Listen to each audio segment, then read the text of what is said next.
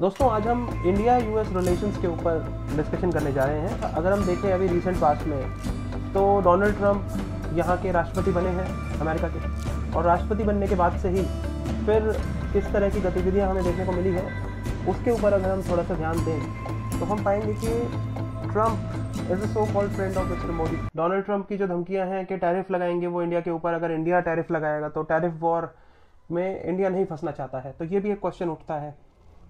लेकिन यहाँ पे बात सिंपल सी है कि इंडिया जो है वो समझदारी दिखा रहा है, और क्योंकि समझदारी इसी में है कि इंडिया के फेवर में है जो बैलेंस ऑफ ट्रेड है। अगर इंडिया के ऊपर टैरिफ लगेंगे तो उसमें नुकसान इंडिया का ही है, इंडियन गुड्स जो है वो ही महंगे होंगे, तो ये सोचने वाली बात है। फिर अभी हम रिसेंट देखें तो कल की ही बात है, अभी एक दो दिन पहले ही जो इलीगल इमिग्रेंट्स डिपोर्ट किए गए हैं यूएस से इंडिया में, तो वो उन्हें वहाँ पे दिल्ली में तो नहीं उतारा गया, पंजाब में वो एरोप्लेन उतरा था, लेकिन हमने ये देखा कि हैंडकफ और चेन्स ये सब चीज़ें हमें वहाँ पे मिली, और मतलब उनकी लेग्स में चेन्स थी, हैंडकफ थे वो लोग। तो ये एक ह्यूमिलिएशन वाली बात है, इसका विपक्ष ने भी काफ़ी विरोध किया। और ऐसा क्यों हुआ? तो दरअसल हम देख रहे हैं कि जैसा हमने सोचा था कि डोनाल्ड ट्रंप आएंगे और हमें एक मीडिया तो पता नहीं क्या दिखाती है, तो मीडिया में ये देखने को मिल रहा था कि आएंगे और इंडिया के लिए खुशियों की सौगात लेके आएंगे। लेकिन देखिए कि इंडिया के साथ किस तरह का हम देख रहे हैं। कुछ चीज़ें पॉजिटिव भी हैं, उम्मीद है कि पॉजिटिव होगा, लेकिन अभी हमें नेगेटिव ही देखने को मिल रहा है। India is having a hard time vis a vis the US. और दूसरा हम ये भी देख रहे हैं कि इंडियन रुपी की वैल्यू लगातार गिरती जा रही है, 87 को क्रॉस कर दिया है इंडियन रुपी ने डॉलर के मुकाबले। तो वो सारी चीज़ें हैं। तो फिर अब यहाँ पे ये सोचने वाली बात है कि जो ये रिलेशन है यूएस का और इंडिया का, इसके पीछे आखिर इसका कारण क्या है कि ये इस तरीके का रिलेशन है। मतलब हम इसे कहेंगे एक मिक्स बैग, लेकिन अगर हम इसकी वास्तविकता को समझने की कोशिश करें तो हमें जाना होगा अतीत में कि किस तरह के रिलेशंस यूएस के और इंडिया के रहे शुरुआत से ही। तो अगर हम उसकी बात करें तो हमें इन सब सवालों के जवाब मिल जाएंगे, चाहे हम किसी भी टॉपिक को उठा लें, किसी भी मुद्दे को, इशू को उठा लें। अगर हम पास्ट को देखेंगे तो हमें समझ आ जाएगा कि ऐसा आज की जो स्थिति है वो क्यों है। अब हम आते हैं अपने टॉपिक पे वापस। दरअसल इंडिया यूएस रिलेशंस जो आज हैं वो आज की बात नहीं है, वो बात है 1947 से लेके आज तक हुआ क्या है इंडिया और यूएस के बीच में। तो अगर उसको हम देखें तो उसके कारण हैं हमारे आज के रिलेशंस। तो हम देखते हैं कि क्या चीज़ें रहीं किस तरह से। राइट। तो सबसे पहले तो इंडिया यूएस रिलेशंस जो है इनको अगर हम कोई समझा दें तो एक बहुत इम्पोर्टेंट एक टर्म है जो यूज़ की जाती है इनके संदर्भ में, इंडिया और यूएस के संदर्भ में, जो कि है 50 वेस्टेड ईयर्स, या फिर हम इसे लॉस्ट हाफ सेंचुरी भी कहते हैं। और ये लॉस्ट हाफ सेंचुरी इसलिए कहते हैं क्योंकि लगभग जो 50 साल थे आज़ादी के बाद से इंडिया की हिस्ट्री में, वहाँ पे इंडिया और यूएस के बीच में कोई ढंग का रिलेशन इस्टेब्लिश हो नहीं पाया था, और यहाँ पे आइडियोलॉजिकल डिफरेंसेस और एक दूसरे के अगेंस्ट और अविश्वास की स्थिति ये सारी चलती थी। तो इसलिए से 50 वेस्टेड ईयर्स की संख्या दी जाती है, लॉस्ट हाफ सेंचुरी भी इसको कहा जाता है। जैसे कि हम शुरुआत में देखें तो 1947-48 आज़ादी के एकदम बाद ही हमने देखा कि पाकिस्तान ने इन्वेजन कर दिया था इंडिया के कश्मीर में। तो उस समय यूएस और यूके का जो स्टांस था, अगर हम उसको देखें तो यूएस और यूके जो थे वो पाकिस्तान की साइड ले रहे थे, they were pro Pakistan as far as the Kashmir issue is concerned. They wanted India to yield to Pakistan. तो इस कारण से हमें ये समझ आ गया था कि भाई यूएस यूके इंडिया की साइड नहीं लेंगे। तो ये पहली चीज थी जिससे कि भारत को एक हम कहेंगे निराशा हुई यूएस के रुख से। यहाँ पे इंडिया यूएस रिलेशन की बात चल रही है तो वो, और बाकी अगर हम बात करें तो इंडिया के जो रिलेशंस हैं यूएस के साथ वो 3 फेजेस में जनरली एक्सपर्ट्स जो है डिवाइड करते हैं। और वो जो 3 फेजेस हैं वो इस तरह से हैं कि जैसे पहला फेज हो गया ये वाला, ये है 1947 से लेके 1966 का। तो ये है आइडियोलॉजिकल डिफरेंसेस।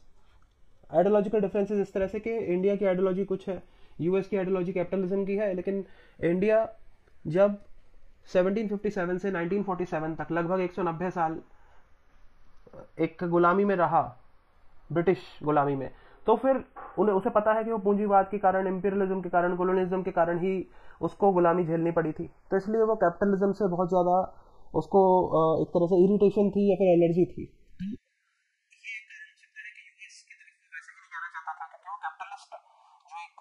उसका अगुआ था। और दूसरा हम ये भी देखें कि वो पाकिस्तान की साइड ले रहे थे, तो ये चीज़ हो गई।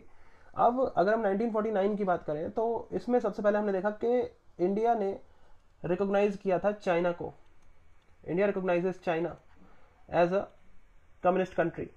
इंडिया कम्युनिस्ट नहीं था। इंडिया इज अ लाइक हम कह सकते हैं कि मिक्स्ड इकोनॉमी थी और डेमोक्रेसी इंडिया है शुरू से ही, लेकिन इंडिया ने कम्युनिस्ट चाइना को रिकॉग्नाइज किया। उसको बाकी देश रिकॉग्नाइज नहीं कर रहे थे, लेकिन इंडिया ने किया उसे रिकॉग्नाइज। उसके बाद अमेरिका ने यूएनएससी की परमानेंट सीट ऑफर करी इंडिया को, लेकिन यहाँ पे ऐसा कहा जाता है कि उसको डिनाई कर दिया था इंडिया ने। उन्होंने कहा कि उन्हें नहीं चाहिए वो। उसके बाद इसका रीज़न जो है वो कई इसके ऊपर बातें होती हैं, लेकिन यहाँ पे सिर्फ इतना है कि इंडिया ये समझ रहा था कि उसके बदले में कुछ कॉस्ट के साथ आएगा वो, और कुछ पोस्ट हॉक कंडीशंस होंगी, उन कंडीशंस को फुलफिल करना पड़ेगा, और उन कंडीशंस को फुलफिल कर पाना इंडिया के बस में नहीं था। वो आप हम आगे डिस्कस करेंगे तो आपको समझ आएगा। फिर आगे बात करते हैं 1950 के कोरियन क्राइसिस की। तो 1950 से लेकर 1953 तक ये Korea, north Korea south Korea के बीच में जो युद्ध हुआ था 38th पैरेलल, तो वहाँ पे 38th पैरेलल को पार करने के लिए एक रेजोल्यूशन लेके आया था यूएसए, और उसमें चाइनीज जो इंटरवेंशन हुई थी उसके खिलाफ वो चाइना को बेलिजरेंट स्टेट के तौर पे ब्रांड करना चाहता था, उसके खिलाफ सैंक्शंस लाना चाहता था। तो इन सबको अपोज किया था, इसके अगेंस्ट वोट किया था इंडिया ने। मतलब इंडिया ने कहा कि भाई जो यूएस है, यूएन फोर्सेज है, वो 38th पैरेलल को क्रॉस नहीं करेंगी, यानी साउथ कोरिया से नॉर्थ कोरिया नहीं जाएंगी। और चाइना को बेलिजरेंट डिक्लेयर करने की जो बात थी, यूएस बैक्ड रेजोल्यूशन, उसको भी अपोज किया था इंडिया ने। फिर 1951 की बात करें तो 1951 में सैन फ्रांसिस्को पीस ट्रीटी जो थी उसको वो इंडिया ने अपोज किया, उसका बहिष्कार किया। और इसका बहिष्कार उसने क्यों किया? क्योंकि इसमें जो ट्रीटमेंट दी जा रही थी जापान को पहले और दूसरा चाइना को भी, तो उसके खिलाफ था इंडिया।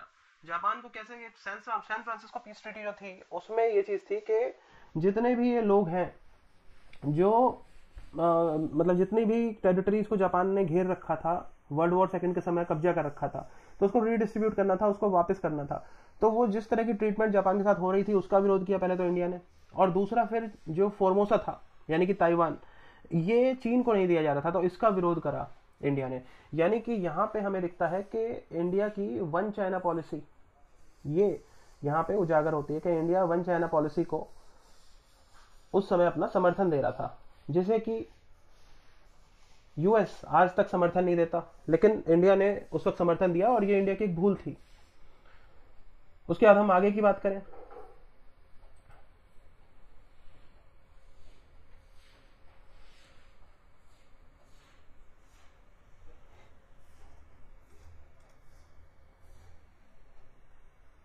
तो यहां पे 1953, अगर हम 1953 को देखें तो 1953 में, पहले इसको हटा देते हैं,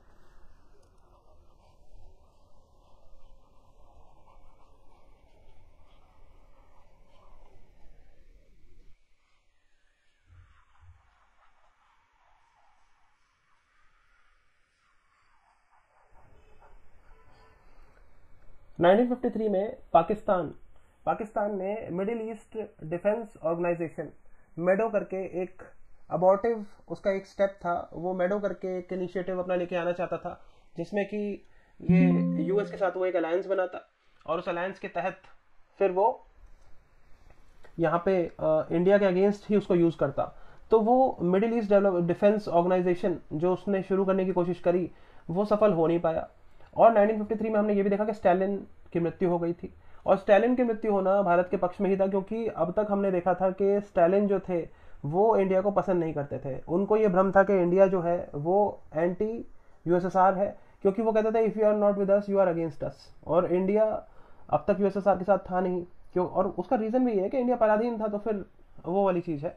तो 1953 में जब उनकी डेथ हो गई तो उसके बाद फिर 1954 में हमें कुछ देखने को मिला। 1954 में क्या हुआ कि म्यूचुअल डिफेंस असिस्टेंस एग्रीमेंट ये साइन करी यूएस ने और पाकिस्तान ने। तो यहाँ पे यूएस और पाक नज़दीक आ गए। उसके बाद फिर नेहरू जो है इन्होंने अपनी विजिट करी दो कंट्रीज में, पहले तो रशिया और दूसरा फिर चाइना। तो रशिया जो है, यहाँ स्टालिन की डेथ हो गई थी और बाद में इनके सक्सेसर बने थे निकिता क्रुश्चेव, और चाइना ये पहुंचे थे 1954 में। फिर हमें पता है कि यहाँ पे उन्होंने पंचशील एग्रीमेंट साइन करी थी। तो पंचशील जो थे ये ट्रेड एग्रीमेंट थी दोनों देशों के बीच में, ये हमें देखने को मिली।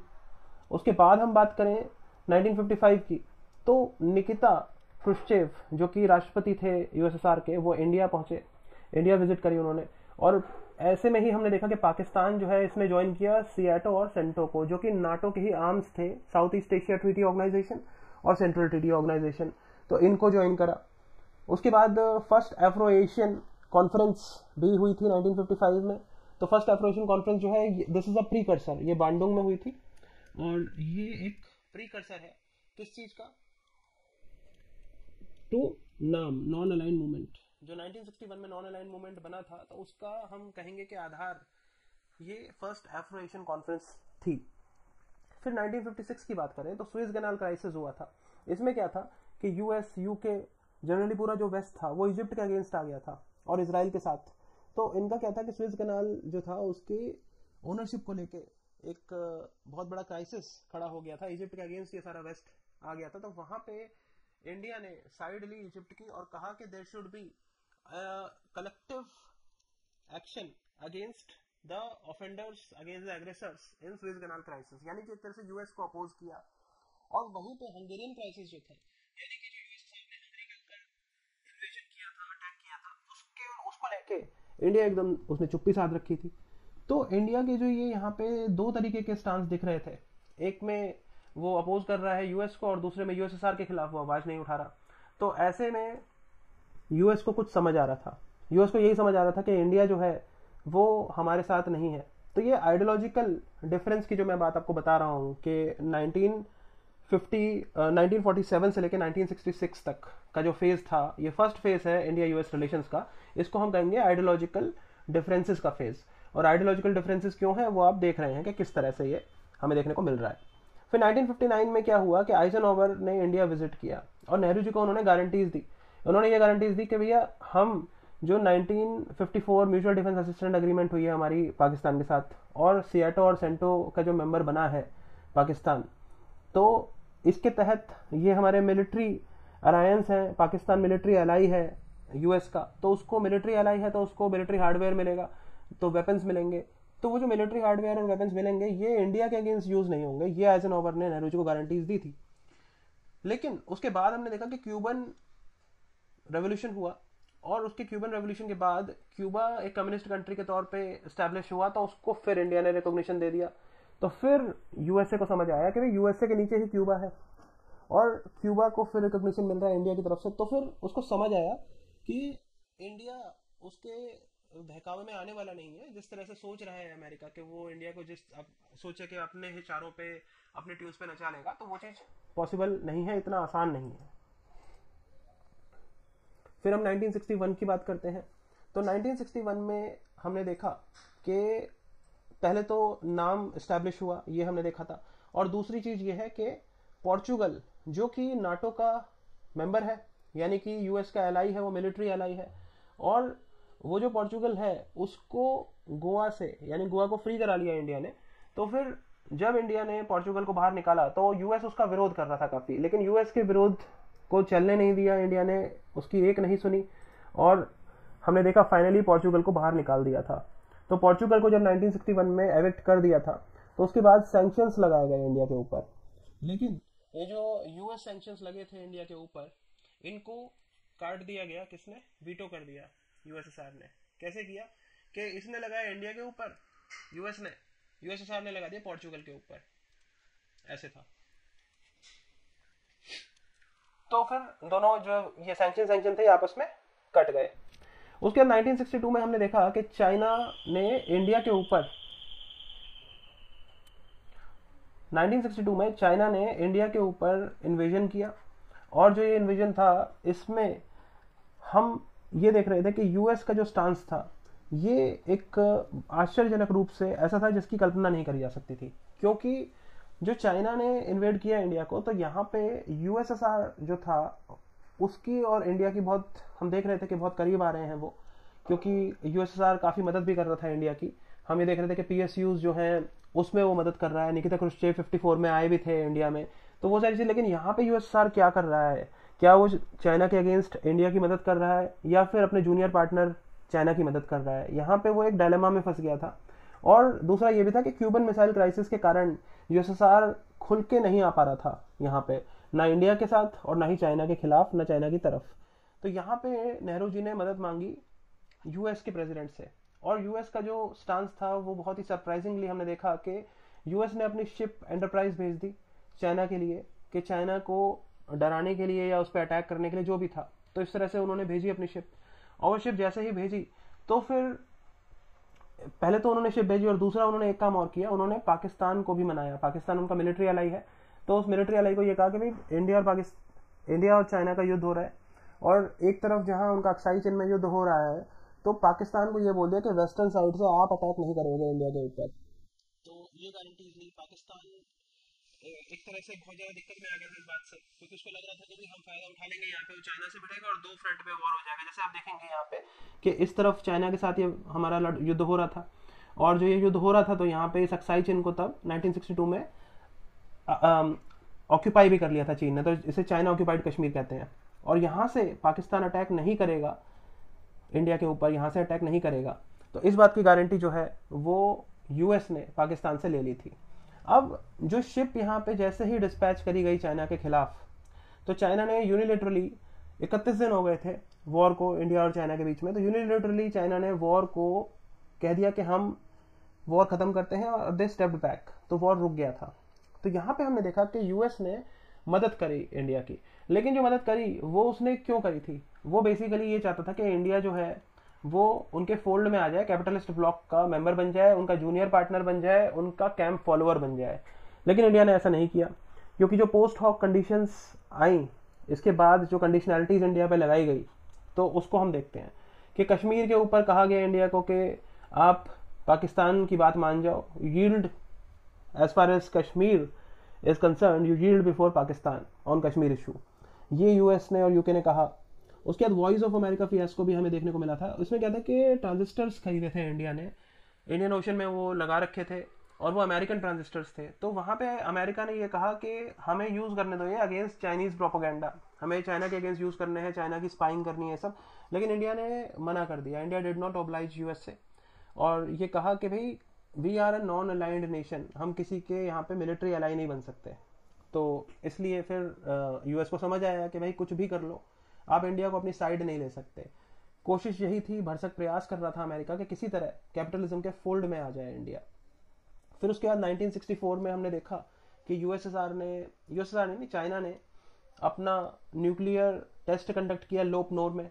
तो लोपनोर में जो ये न्यूक्लियर टेस्ट कंडक्ट किया, उसके बाद इंडिया को लगा कि भाई 62 में हमारा युद्ध हुआ है चीन से और हम उससे जीत नहीं पाए, और अब ये न्यूक्लियर वेपन भी इसने अख्तियार कर लिए हैं।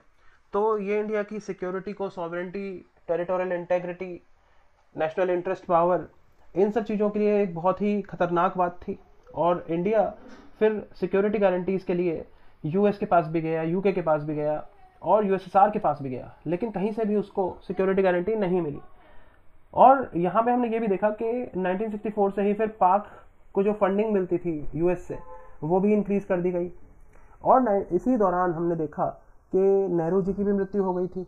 नेहरू जी के लिए ये कहा जाता है कि वो इस जो एक सदमा था उससे उबर नहीं पाए थे, जो ये 1962 का वॉर हुआ, और एक तरह से पीठ में छुरा घोंपा था चीन ने भारत के, क्योंकि 54 में हिंदी चीनी भाई भाई की बात चलती थी और पंचशील एग्रीमेंट साइन हुई थी, और उन्होंने 8 साल बाद ही 62 में इस तरह से अटैक कर दिया। फिर एक पिंडी पाक पेकिंग एक्सिस भी यहाँ पे फॉर्म हो गया। पिंडी तो हो गया पाकिस्तान, रावलपिंडी, पेकिंग हो गया बीजिंग चाइना, और ये इंडोनेशिया पिंडी पेकिंग जकार्ता एक्सिस, तो इसे हम जकार्ता कह देंगे। यानी कि इंडोनेशिया एक वेस्टर्न साइड से हम देखेंगे कि पाकिस्तान, और नॉर्दर्न और नॉर्थ ईस्टर्न साइड से हम देखेंगे कि चाइना, और साउथ ईस्टर्न साइड से हम देखेंगे इंडोनेशिया। मतलब ये इंडिया है, अगर आप इसको इंडिया मान लें, तो यहाँ से पाकिस्तान, यहाँ से चाइना, और यहाँ से इंडोनेशिया। अब इन तीनों ने इंडिया को अपना एक गुट बना लिया और इंडिया को घेर लिया। इंडिया ऐसे घिरा हुआ था इन सब से, इन तीनों से। तो ये भी 1964 में हमें देखने को मिला। और फिर एक फूड क्राइसिस भी था 1964 में, यहाँ पे अकाल भी पड़ गया था इंडिया में, तो वो चीज़ भी थी।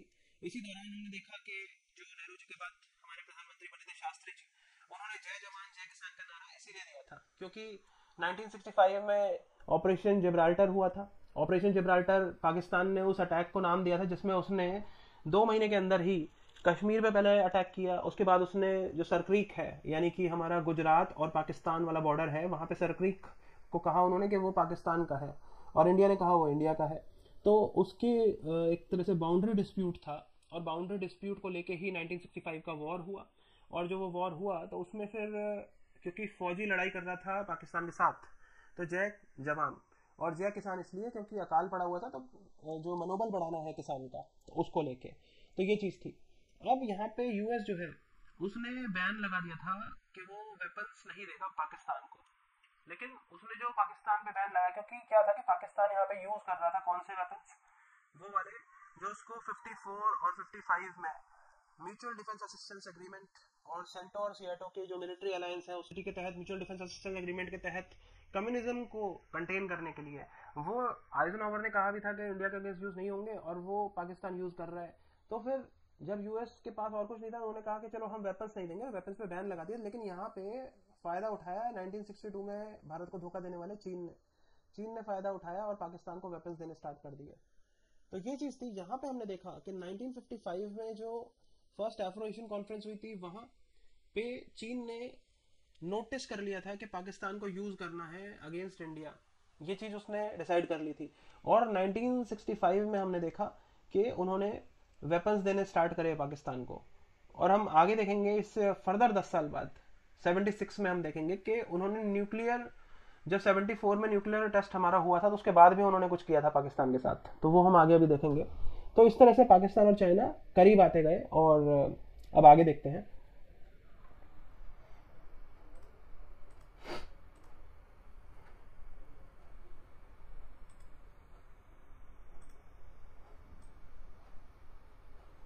यहाँ पे ये मैप है, इस मैप पे अगर आप गौर करेंगे तो एक बार हम देख लेते हैं कि इंडिया, पाकिस्तान और चाइना, मतलब कश्मीर का जो हिस्सा है उसमें किस तरह से ये लोग इन्वॉल्व हैं। अगर हम उसको देखने की कोशिश करें तो एक बार इस पे हम नज़र डालते हैं कि किस तरह का कश्मीर को कैसे कब्जा रखा है, कौन कौन से हिस्से हैं, उन हिस्सों को समझने की कोशिश करते हैं।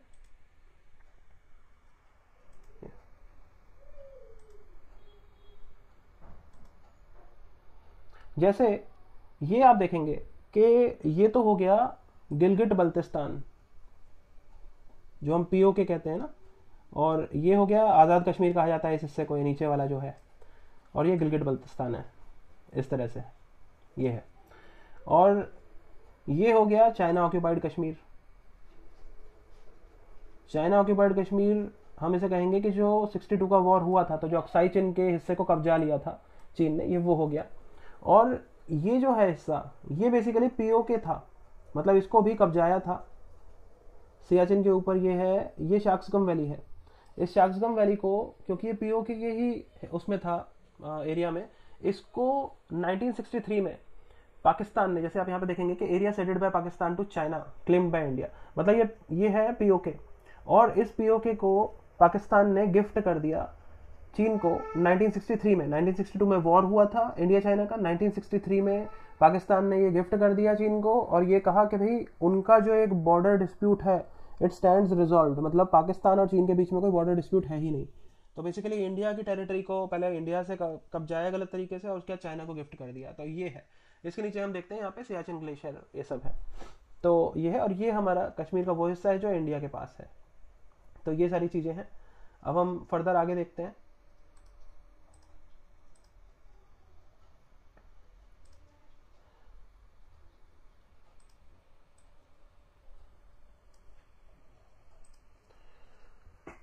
तो 1966 में शास्त्री जी ने क्रिटिसाइज करा था यूएस को ऑन वियतनाम। 1966 में उन्होंने क्रिटिसाइज क्यों, जैसे हमने देखा कि 1947 से 1966 तक का जो फेज था इंडिया और यूएस रिलेशंस का, उसको हम फेज 1 कह रहे थे और वो था फेज ऑफ आइडियोलॉजिकल डिफरेंसेस। ये दूसरा फेज स्टार्ट हो रहा है 1966 से 1989 तक, जिसको हम देखेंगे। तो ये जो है ये है 23 साल तक चला ये फेज। तो इसमें क्या है कि ये है फेज ऑफ स्ट्रेटेजिक कॉन्ट्रडिक्शंस, मतलब अभी तक तो सिर्फ आइडियोलॉजिकल डिफरेंसेस ही देखने को मिल रही थी, लेकिन अब स्ट्रेटेजिकली भी कॉन्ट्रडिक्शंस बहुत ज़्यादा आ गई हैं दोनों के बीच में। और एक तरह से ये दिक्कत वाली बात है, मतलब दुश्मनी वाली ही बात है कि यूएस पूरी कोशिश करेगा कि वो जितना ज़्यादा से ज़्यादा नुकसान हो सके इंडिया को वो पहुंचाए। तो उस तरह की चीज़ हमें देखने को मिलेगी। तो वो स्ट्रेटेजिक कॉन्ट्रडिक्शंस की जो बात है, अब हम देखते हैं कि कैसे वो चीज़ शुरू हुई।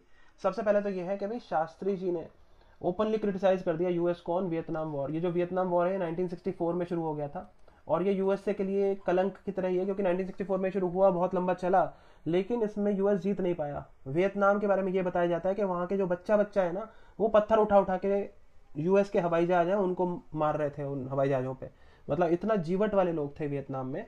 तो यूएस जीत नहीं पाया वियतनाम से।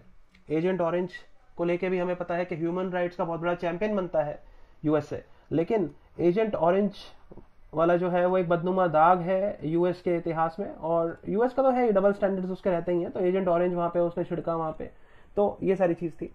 अब इसके जवाब में यूएस को भी कुछ करना था कि शास्त्री जी ने क्रिटिसाइज कर दिया यूएस को वियतनाम वॉर पे। अब यूएस ने यहाँ पे पलटवार किया PL 480 को कैंसिल करके। PL 480 क्या है कि PL 480 बेसिकली एक फूड ग्रेन्स जो होती हैं, वो फूड ग्रेन्स इंडिया में भेजी जाती थी, तो फूड ग्रेन्स भेजने वो सस्पेंड कर दी।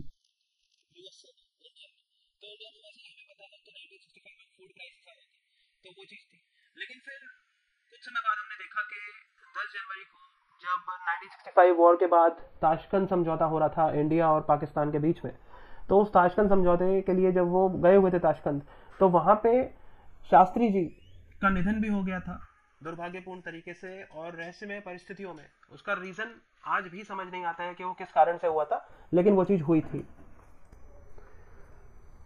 अब इसके बाद फिर 1966 में जब इनकी शास्त्री जी के बाद जो नए प्रधानमंत्री आए, तो वो इंदिरा गांधी जी थी। इंदिरा गांधी जी प्रधानमंत्री बनी इसके बाद, और इसके बाद सबसे पहला जो उन्होंने काम किया वो यूएस से उन्होंने मदद मांगी। और इसके बाद ही हमने देखा कि ग्रीन रेवोल्यूशन ये स्टार्ट हुआ था।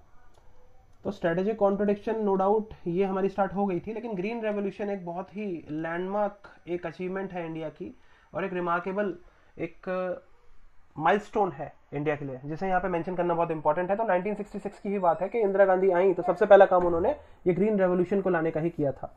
तो ये चीज़ है, नॉर्मन बोरलॉग की हेल्प से ये हुआ था। फिर 1967 की बात करें तो आसियान फॉर्म हो रहा था, तब इंडिया को एक न्योता मिला था इसका फाउंडिंग मेंबर बनने का, लेकिन इंडिया ने उसे रिजेक्ट कर दिया।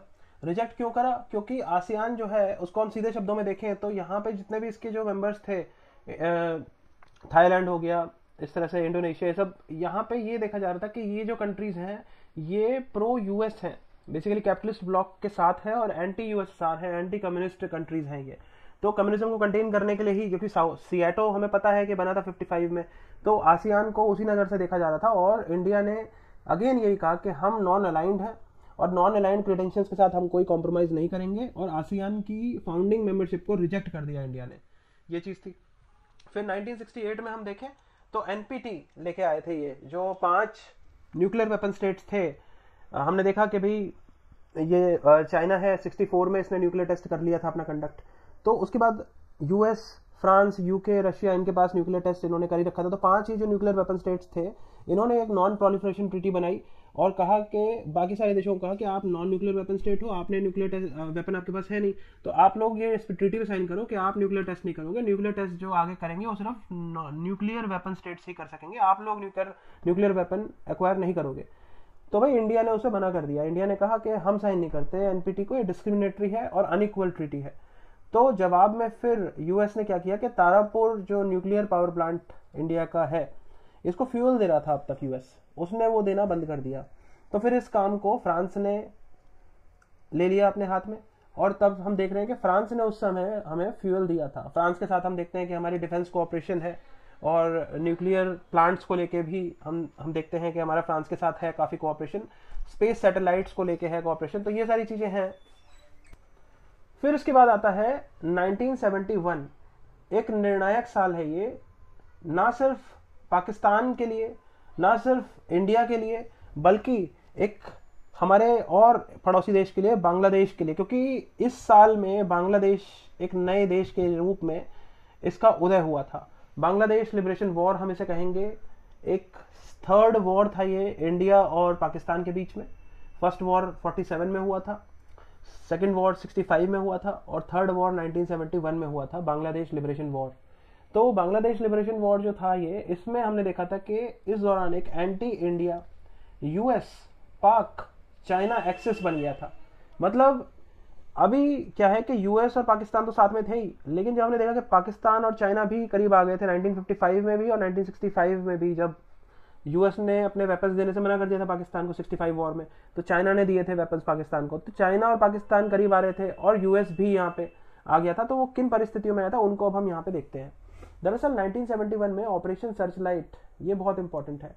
ये ऑपरेशन सर्चलाइट जो है ये क्या है कि वेस्ट पाकिस्तान यानी आज का पाकिस्तान और ईस्ट पाकिस्तान यानी कि आज का बांग्लादेश, ये दो इलाके थे। अब जैसे ये इंडिया है, अब ऐसे ले लेते हैं हम इसको, तो जैसे ये कश्मीर हो गया, ये इंडिया है मान लीजिए, ठीक है, इस तरह से ये हो गया। तो यहाँ पे ये हो गया वेस्ट पाकिस्तान और यहाँ पे ये हो गया, इसको ये नॉर्थ ईस्ट हो गया, ये हो गया ईस्ट पाकिस्तान। तो जो ईस्ट पाकिस्तान है ये तो उर्दू बोलता था और ये बांग्ला बांग्ला भाषा इस तरह का था। तो जब वेस्ट पाकिस्तान है ये अपनी उर्दू इसके ऊपर थोपना चाह रहा था, तो एक तरह से कल्चरली इस चीज इसके ऊपर डोमिनेट करना चाह रहा था वो। और दूसरा ये भी था कि यहाँ पे जो नेता थे शेख मुजीबुर रहमान, चुनाव हुए और चुनाव में ये था कि शेख मुजीबुर रहमान अगर जीत गए तो वो बांग्लादेश को अलग देश के रूप में हटा, पाकिस्तान से अलग कर देंगे वो। ये भी एक खतरा था यहाँ के वेस्टर्न पाकिस्तान के जो लोग थे उनको खतरा था, वहाँ के हुक्मरानों को।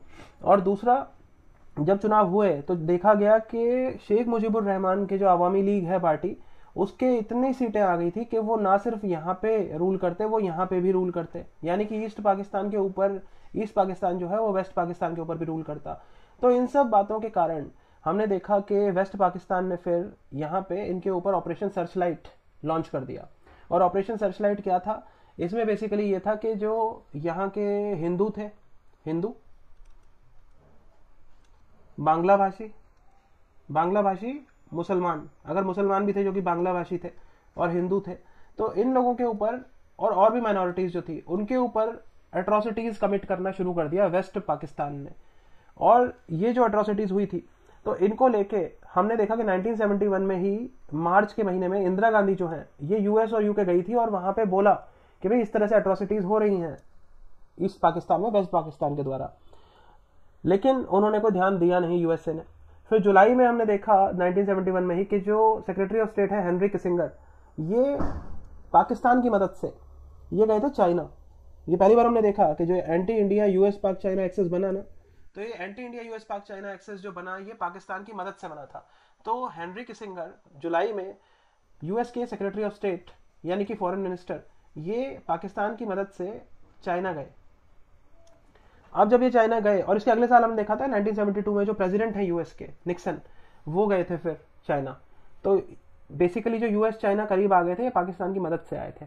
और ये क्यों हुआ था, ये इसलिए हुआ था कि 1969 में एक वॉर हो गया था। 1969 में हम देखेंगे कि एक वॉर हुआ था यूएसएसआर वर्सेस चाइना, यानी कि जो कम्युनिस्ट जो दोस्त थे, यूएसएसआर गुरु था और चाइना चेला था, इनके बीच में ये अनबन हो गई थी, इनके बीच में लड़ाई हो गई थी। तो बॉर्डर डिस्प्यूट था, ये लड़ाई हुई थी 69 में और 71 में हम देख रहे हैं कि इस तरह से फायदा उठाना चाहा मौके का यूएस ने। तो हेनरी किसिंगर यहाँ पे गए। अब जब ये गए थे तो इन्होंने एक ब्रीफ स्टॉप ओवर यहाँ पे किया इन्होंने इंडिया में। तो इंडिया में रुके ये और इन्होंने इंदिरा गांधी से कहा कि पाकिस्तान के अंदरूनी मसले में हस्तक्षेप मत करो, ये चीज हुई थी। उसके बाद अगले ही महीने हमने देखा कि अगस्त में इंदिरा गांधी, तो इंदिरा गांधी है, उन्होंने इंडो सोवियत ट्रीटी साइन कर ली। मतलब यूएसएसआर के साथ एक ट्रीटी साइन करी जिसका नाम था treaty of perpetual peace cooperation and friendship. और ये जो treaty of perpetual peace cooperation friendship थी ये 20 साल के लिए एक ट्रीटी थी। और इसका आर्टिकल 9 अगर हम देखें तो आर्टिकल 9 ये कहता था कि an attack on one would be considered to be an attack on both. यानी कि अगर इंडिया के ऊपर उंगली भी दिखाई तुमने तो उंगली तो तोड़ेंगे ही तोड़ेंगे, हाथ भी तोड़ देंगे तुम्हारा। ये आर्टिकल 20 था और वो रूस धमकी दे रहा था ये सबको। फिर अक्टूबर में हमने देखा कि अक्टूबर में क्या हुआ कि यूएस ने अपना आखिरी दाव चल दिया, चाइना को यूएनएससी का परमानेंट मेंबर बना दिया। हम कहते हैं कि चीन यूएनएससी का परमानेंट मेंबर कैसे बना, तो वो इसी दौरान बना था जब यूएस और चाइना करीब आ रहे थे। तो इंडिया ने तो 1950s में इंडिया को मिल रहा था ऑफर उसकी शुरुआत में, तो इंडिया ने तब वो रिजेक्ट कर दिया था, लेकिन चाइना ने यहाँ पे मौके का फायदा उठाया और वो यूएनएससी का परमानेंट मेंबर बन गया। फिर दिसंबर में हमने देखा फाइनली 3 दिसंबर से 16 दिसंबर तक ये वॉर चला था, और जो ये वॉर चला इसके बाद हमें एक नए देश के रूप में बांग्लादेश मिला, जब ईस्ट पाकिस्तान को वेस्ट पाकिस्तान से अलग कर दिया था इंडिया की मदद से। अब इसमें हुआ क्या था, ये क्यों हुआ था? बेसिकली रिफ्यूजी क्राइसिस हुआ। रिफ्यूजी क्राइसिस क्या था कि लगभग 1 करोड़ के आसपास बांग्लादेशी, क्योंकि ऑपरेशन सर्चलाइट चल रहा था जहाँ पे नरसंहार हो रहा था माइनॉरिटीज के ऊपर, हिंदूज के ऊपर, बांग्ला स्पीकिंग मुस्लिम्स के ऊपर, इन सब के ऊपर नरसंहार हो रहा था। तो इन्होंने इससे बचने के लिए ये अपना पलायन करेंगे। अब ये पलायन करेंगे तो क्या ये बे ऑफ बंगाल में कूद जाएंगे? नहीं, ये इंडिया में जाएंगे ना ऐसे। तो ऐसे ये इंडिया में घुस गए। अब 1 करोड़ के आसपास रिफ्यूजीज इंडिया में आ गए, तो इंडिया को डिस्टेबलाइज इंडिया इससे होगा। मतलब अगर हम देखें तो सोशल पर्सपेक्टिव से देखें, इकोनॉमिक पर्सपेक्टिव से देखें, तो हर पर्सपेक्टिव से वो इंडिया के लिए भारी पड़ने जा रही थी वो चीज़। तो इसलिए इंडिया ने इस ग्राउंड पे इंटरफेयर किया यहाँ पे, और शेख मुजीबुर रहमान की जो आवामी लीग थी, मुक्ति वाहिनी, उन्होंने एक सेना शुरू करी थी, उसको वेपन्स भी सप्लाई करे। और यहाँ पे यूएसएसआर के जो वेपन्स इंडिया को मिले हुए थे 1971 के वॉर में, 1965 के वॉर में, उन सब वेपन्स को सप्लाई किया गया बांग्लादेश के लिबरेशन में भी, आवामी लीग को, मुक्ति वाहिनी को। तो ये सारी चीज़ थी। अब इसके बाद बांग्लादेश बन गया। अब यूएस के पास क्या बचा है? यूएस के पास अब यही बचा है कि यूएस फिर से सैंक्शन लगा देगा इंडिया के ऊपर। लेकिन सैंक्शन यूएस लगाएगा इंडिया के ऊपर, उस सैंक्शन को वीटो कौन कर देगा? यूएसएसआर कर देगा। यूएनएससी का जो परमानेंट मेंबर है, दोनों है, तो वो सैंक्शन लगाएगा यूएसएसआर उसको वीटो कर देगा। तो बेसिकली जो यूएस के सैंक्शंस हैं वो कारगर सिद्ध हो ही नहीं पा रहे थे इंडिया के ऊपर। अब हम आगे देखते हैं नेक्स्ट क्या हुआ इसके बाद।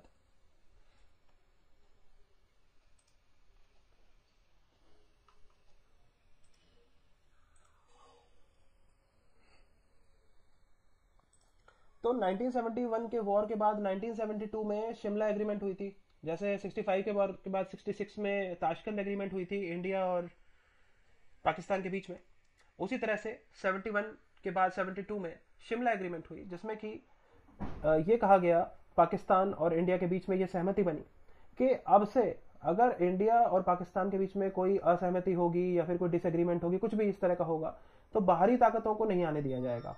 और ये बहुत इंपॉर्टेंट था क्योंकि अभी बाहरी ताकत यहाँ पे देख रहे थे ना हम, कि एंटी इंडिया यूएस पाक चाइना एक्सिस बन रहा था। तो इंडिया ने यही कहा कि पाकिस्तान से कि आगे से कोई दिक्कत हो तो हमसे आके सीधी बात करना, बायलैटरली हम इसे रिजॉल्व करेंगे, बायलैटरल रेजोल्यूशन होगा, इस तरह से नहीं होगा कि बाहरी ताकतें आएंगी। तो बाहरी ताकतें ना तो इंडिया और पाकिस्तान के मसले के बीच में आएंगी, और उसको सॉल्व कैसे किया जाएगा, यूएन चार्टर इसका एक गाइडिंग प्रिंसिपल होगी, ये चीज़ कही। और दूसरा यहाँ पे इंदिरा गांधी ने इंदिरा डॉक्ट्रिन भी स्टार्ट कर दी थी। इंदिरा डॉक्ट्रिन एक बहुत ही हम कहेंगे एग्रेसिव पोस्चरिंग थी। इसमें यह था कि भाई साउथ एशिया, पूरा का पूरा जो साउथ एशिया है, इस साउथ एशिया में अगर कोई भी कंट्री, किसी भी कंट्री के ऊपर अटैक होता है तो इंडिया वहाँ पे इंटरवीन करेगी, उसकी मदद करेगी। यानी कि श्रीलंका पे मान लीजिए कोई दिक्कत आती है, कोई अटैक करता है, तो इंडिया उसमें इंटरवीन करेगा। तो एक तरह से इंडिया डॉक्ट्रिन ये चीज़ थी। तो 1972 में इस तरह से एक एग्रेसिव पोस्टिंग। तो आप समझ रहे हैं कि हम जो बता रहे हैं 1966 के बाद का जो फेज है 1989 तक का, ये स्ट्रेटेजिक कॉन्ट्रडिक्शंस क्यों इसे कहा जा रहा था, ये चीज़ है। फिर 1974 में हमने देखा कि इंडिया ने अपना न्यूक्लियर टेस्ट कंडक्ट करा पोखरण में, राजस्थान के पोखरण में। और जो ये न्यूक्लियर टेस्ट कंडक्ट हुआ, इसे बुद्धा स्माइल्ड का कोड नेम दिया गया था। तो ये पोखरण फर्स्ट था। इसमें जब ये न्यूक्लियर टेस्ट कंडक्ट हुआ तो इसके जवाब में पहले तो भौचक्का रह गया यूएस से पूरी तरह से कि ये हुआ क्या। चीन है वो इतना टेंशन में नहीं आया था, क्योंकि चीन ने कहा था कि भाई चीन के पास पहले वो न्यूक्लियर वेपन्स तो उसके पास है ही, और उसके पास बहुत सारे न्यूक्लियर वेपन्स थे। तो इंडिया ने तो शुरुआत करी थी, लेकिन उसने इसके जवाब में कुछ करने की शुरुआत कर दी थी चीन ने। क्या उसने किया था वो मैं आपको भी बताऊंगा। सबसे पहले यूएस का देखते हैं कि यूएस ने क्या किया कि डिएगो गार्सिया जो है, यहाँ इसने मिलिटराइजेशन को फिर से बढ़ा दिया था। मिलिटराइजेशन स्टेप्ड अप, इसको बढ़ा दिया था।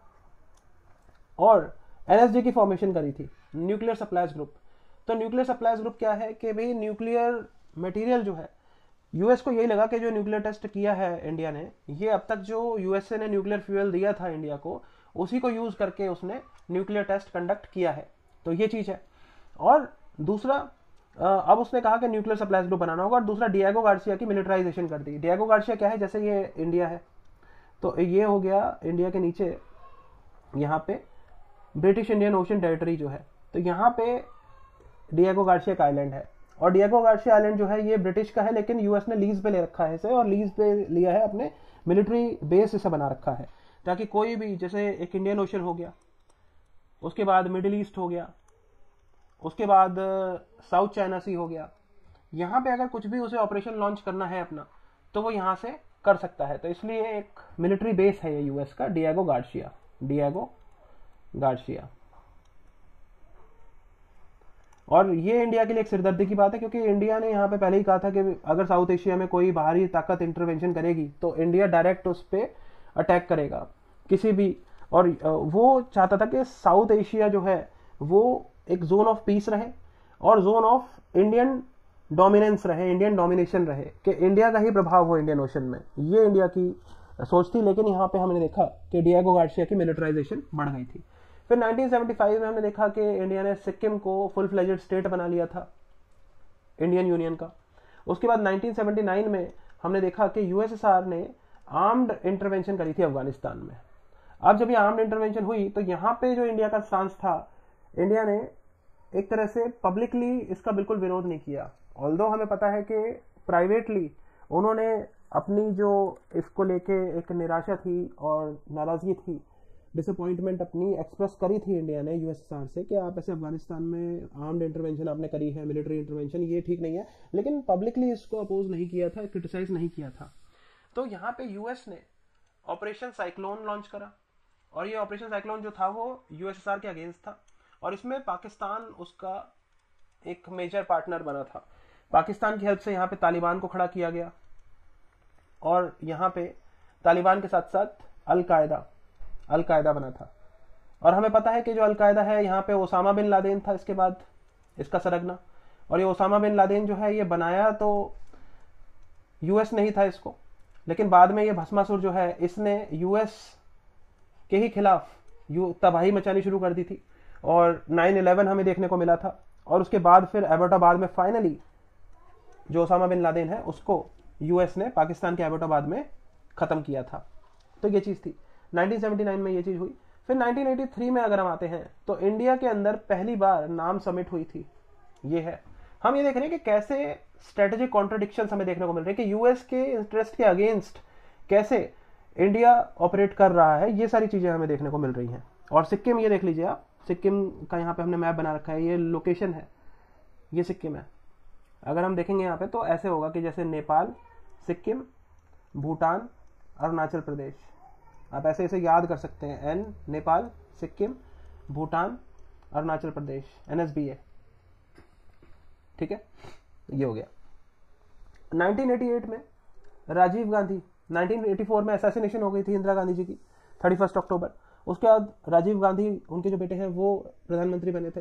तो राजीव गांधी जो है ये एक मॉडर्न आउटलुक वाले नेता थे, और इनकी जो पॉलिसी थी वो मॉडर्नाइजेशन की थी, ये डाइवर्सिफिकेशन ऑफ देयर बेस की थी, और हाई टेक्नोलॉजी को ही लेके आना चाहते थे। तो डाइवर्सिफिकेशन जो है करना चाहते थे अपने बेस को, तो इन्होंने पहली चीज ये करी कि एक तो यूएस से इन्होंने मदद मांगी, हाई टेक्नोलॉजी की बात करें तो इन्होंने कंप्यूटर मांगा था यूएस से। बेस्ट जो कंप्यूटर था, सुपर कंप्यूटर, वो मांगा यूएस से, हालांकि वो नहीं मिला, लेकिन एक लो एफिशिएंसी का कंप्यूटर फिर भी मिल गया था। तो इसीलिए कहा जाता है कि राजीव गांधी इंडिया में कंप्यूटर लेके आए थे। तो ये वो चीज है। और हमने फिर डाइवर्सिफाई करने की जो बात है, तो इन्होंने चाइना के साथ, ये चाइना विजिट करी इन्होंने, और इसे हम फंक्शनिस्ट अप्रोच कहते हैं कि चाइना के साथ अगर बॉर्डर पे बात नहीं बन रही है, जैसे कि अक्साई चिन हो गया वेस्टर्न बॉर्डर, और ईस्टर्न बॉर्डर हो गया अरुणाचल प्रदेश, जिसे कि सदर्न तिब्बत कहता है तवांग के कारण चाइना, तो वो कहता है कि भाई आप, मतलब उनकी ये आज तो वो दोनों चीजें मांग रहे हैं, अक्साई चिन भी मांग रहे हैं, और अक्साई चिन तो कब्जा ही रखा है, अरुणाचल प्रदेश पे भी वो अपना क्लेम कर रहे हैं। लेकिन एक समय ऐसा भी था कि उन्होंने पैकेज डील करी थी 1962 के वॉर से पहले। 1959 में चाइना ने पैकेज डील एक दी थी इंडिया को, ये ऑफर दिया था कि आप अरुणाचल प्रदेश को आप रख लो और अक्साई चिन हमें दे दो। ये चीज़ था। अक्साई चिन एक्चुअली बहुत इंपॉर्टेंट है, हम देखें तो स्ट्रेटेजिकली बहुत इंपॉर्टेंट है वो चाइना के लिए, क्योंकि जो सिंकियांग है चाइना का प्रोविंस जहाँ पे उइगुर मुस्लिम्स है माइनॉरिटी वाला, और दूसरी माइनॉरिटी प्रोविंस जो है उसकी तिब्बत, तो सिंकियांग और तिब्बत के को जोड़ने वाला जो बीच का हिस्सा अक्साई चिन वहाँ पे है, और उसको जोड़ने वाला स्ट्रेटेजिक रोड वहाँ पे उसने बना रखा है, तो इसलिए वो बहुत इंपॉर्टेंट है चीन के लिए। और अरुणाचल प्रदेश को वो कह रहा था कि वो आप ले लो और हमें अक्साई चिन दे दो और सेटल करते हैं, लेकिन इंडिया ने कहा दोनों हमारे हैं, तो ये चीज़ थी।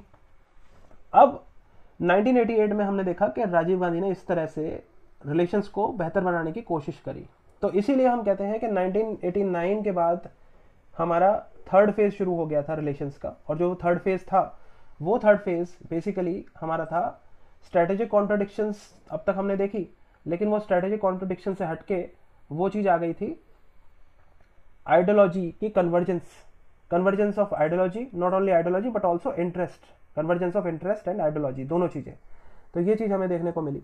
अब हम आगे बढ़ते हैं और देखते हैं, तो दरअसल 1979 में जो इंटरवेंशन हुई थी यूएसएसआर की, आर्म्ड इंटरवेंशन इन अफगानिस्तान, तो वो विड्रॉल उसका हो गया था 1989 में। 1989 में यूएसएसआर ने अपनी फोर्सेस वापस बुला ली थी अफगानिस्तान से।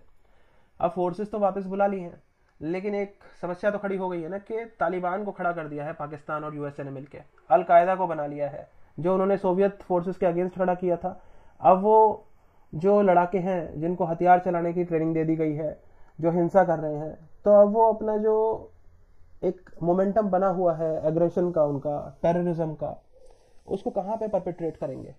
तो फिर उन्होंने आतंकवाद का, हम इसीलिए 91 से हम कहते हैं कि कश्मीर में जो जितने भी ये लोग थे ना, इन सारे तालिबानियों को फिर पाकिस्तान ने कश्मीर में रूट कर दिया, डाइवर्ट कर दिया कि आप कश्मीर में आतंकवाद मचाओ। तो इसीलिए हम देखते हैं कि 91 के दौरान, 91 के समय से इंडिया में टेररिज्म की चीज़, जो टेररिज्म की जो समस्या है, ये बहुत ज़्यादा बढ़ गई थी। बेसिकली इसलिए क्योंकि जो अभी तक यहाँ पे बिजी थे वो यहाँ पे अफगानिस्तान से कश्मीर में आ गए थे, कश्मीर में भी, और हम कहेंगे कि पंजाब में भी जो खालिस्तान मूवमेंट हम कहें, तो वहाँ पे भी वेपन्स वगैरह भेजे गए थे, ये सारी चीज़ें थी।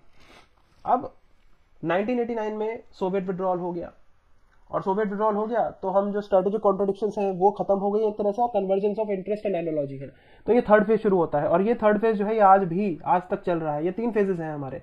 तो पहला जो फेज था वो मैंने आपको बताया, वो था आइडियोलॉजिकल डिफरेंसेस का।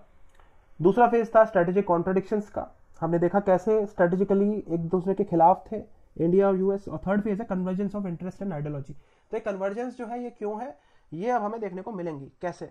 देखिए 1990s में गल्फ वॉर फर्स्ट हुआ था, ये इराक और कुवैत के बीच में था। अब हमें पता है कि इराक जो है ना, ये इंडिया का फ्रेंड है शुरू से ही, सद्दाम हुसैन के अंडर इराक था, और इराक ने इंडिया का, क्योंकि वो दोस्त है, इसीलिए उसने जो सेंट्रल ट्रीटी ऑर्गेनाइजेशन थी बगदाद पैक्ट 1955 में, तो उसको जो बनाया था, तो उससे इराक पहले उसका मेंबर था, ईरान इराक उसके मेंबर थे, लेकिन इराक उससे बाहर निकल आया था इंडिया की नाराजगी के कारण, और इंडिया के साथ उसकी जो दोस्ती थी उसको ध्यान में रखते हुए, अपने स्ट्रेटेजिक इंटरेस्ट को देखते हुए भी, तो इराक क्योंकि बाहर आ गया था, तो फिर बगदाद पैक्ट की जगह उसका नाम सेंट्रल ट्रीटी ऑर्गेनाइजेशन रखते, क्योंकि बगदाद है इराक की कैपिटल, और जब इराक उसका मेंबर ही नहीं है तो फिर इराक बगदाद पैक्ट कैसे कह सकते हैं उसे, तो वो सेंट्रल ट्रीटी ऑर्गेनाइजेशन थी। तो इराक ने तो ऐसे किया, लेकिन इंडिया ने क्या किया 1990 में कि जो गल्फ वॉर फर्स्ट हो रहा था, तो इंडिया ने अपना बेस ऑफर कर दिया यूएस को। हमने देखा कि ये इंडिया है, ये डिएगो गार्सिया है, यहाँ पे इराक है, ठीक है, मिडिल ईस्ट। अब यहाँ से एरोप्लेन, यहाँ पे फाइटर जेट जाएगा, ठीक है। अब इसको अगर अपनी फ्यूल रिफ्यूल करना है तो वो इंडिया के बेसिस को यूज़ कर सकता है, यहाँ से जाके प्लेन यहाँ पे इसके इंडिया के बेस को यूज़ करते हैं। तो इंडिया ने अपना बेस ऑफर किया था रिफ्यूलिंग के लिए, लेकिन यहाँ पे समझना होगा कि ये किसने ऑफर किया था। क्या राजीव गांधी ने ऑफर किया था? राजीव गांधी जो थे ये 1984 से लेके 5 साल तक 89 तक रहे थे प्रधानमंत्री। तो इसके बाद जो प्रधानमंत्री थे वो वीपी सिंह थे और चंद्रशेखर थे। तो ये जो महानुभाव थे, इनकी ये नीति थी कि इन्होंने अपनी पॉलिसी ही चेंज कर दी कि भाई इराक ने तो क्या किया इंडिया के लिए और इन्होंने क्या किया इराक के खिलाफ। तो गल्फ वॉर फर्स्ट में इन्होंने यूएस का साथ दिया, बेसिकली ये था। लेकिन उसके बाद फिर 91 में हमें पता है कि कांग्रेस की सरकार बनी थी, फिर पीवी नरसिम्हा राव प्रधानमंत्री थे उस दौरान। लेकिन तब क्या हुआ अब आप देखिए कि कोलैप्स ऑफ यूएसएसआर का कोलैप्स हो गया था 25 दिसंबर 1991 को, और इंडिया के सामने एक इकोनॉमिक क्राइसिस भी आन खड़ा हुआ था। और इसके ही मद्देनजर इंडिया ने न्यू इकोनॉमिक पॉलिसी अपनी वो लेके आए थे। इकोनॉमिक क्राइसिस क्या था? इकोनॉमिक क्राइसिस ये था कि अब तक तो देखिए इंडिया को पूरी तरह से मदद मिल रही थी यूएसएसआर की, लेकिन अब यूएसएसआर का कोलैप्स ही हो गया है, तो अब यूएसएसआर तो मदद करेगा नहीं इंडिया की, वो उसके खुद ही की उसकी हालत खराब हुई पड़ी है इकोनॉमी की, हर तरह से इंडस्ट्रीज की। तो अब इकोनॉमिक क्राइसिस जो है, इकोनॉमिक क्राइसिस इंडिया के ऊपर ये था कि इंडिया के पास ना सिर्फ 7 दिन का ही फॉरेक्स बचा था। फॉरेक्स किस लिए चाहिए होता है? इंपोर्ट्स के लिए, उसके आगे का नहीं बचा था। तो फिर पीवी नरसिम्हा राव ने अपने फाइनेंस मिनिस्टर मनमोहन सिंह जी को, जो बाद में प्रधानमंत्री बने, जिनका अभी निधन हुआ है महीने भर पहले, 2 महीने पहले, तो अब उन फाइनेंस मिनिस्टर जो आरबीआई के गवर्नर भी रहे, एक बहुत बड़े इकोनॉमिस्ट हैं, इकोनॉमिक्स के प्रिंसिपल्स के मास्टर हैं, तो उनसे ये कहा कि आप पॉलिसी लेके आओ। तो वो लेके आए new economic policy. New economic policy 1991 क्या थी? वो थी लिबरलाइजेशन, प्राइवेटाइजेशन और ग्लोबलाइजेशन। ये एलपीजी रिफॉर्म्स लेके आए। एलपीजी रिफॉर्म्स लाए तो उसमें ये था कि इन्होंने ग्लोबलाइजेशन स्टार्ट करी, और इसमें यही था कि भी अब तक तो जियोपॉलिटिक्स चल रही थी, लेकिन अब जियोपॉलिटिक्स बची नहीं है, क्योंकि क्या है कि कोल्ड वॉर खत्म हो चुका है। जो बाइपोलर वर्ल्ड ऑर्डर है वो अब क्या बन गया है? वो जियोपॉलिटिक्स खत्म हो गई है। Geopolitics has given way to Jio economics. ठीक है, ये चीज है। और bipolarity, it has given way to unipolarity. अब एक ही सुपर पावर रह गई है वर्ल्ड में, और वो सुपर पावर कौन है? Undoubtedly the USA. ये चीज है।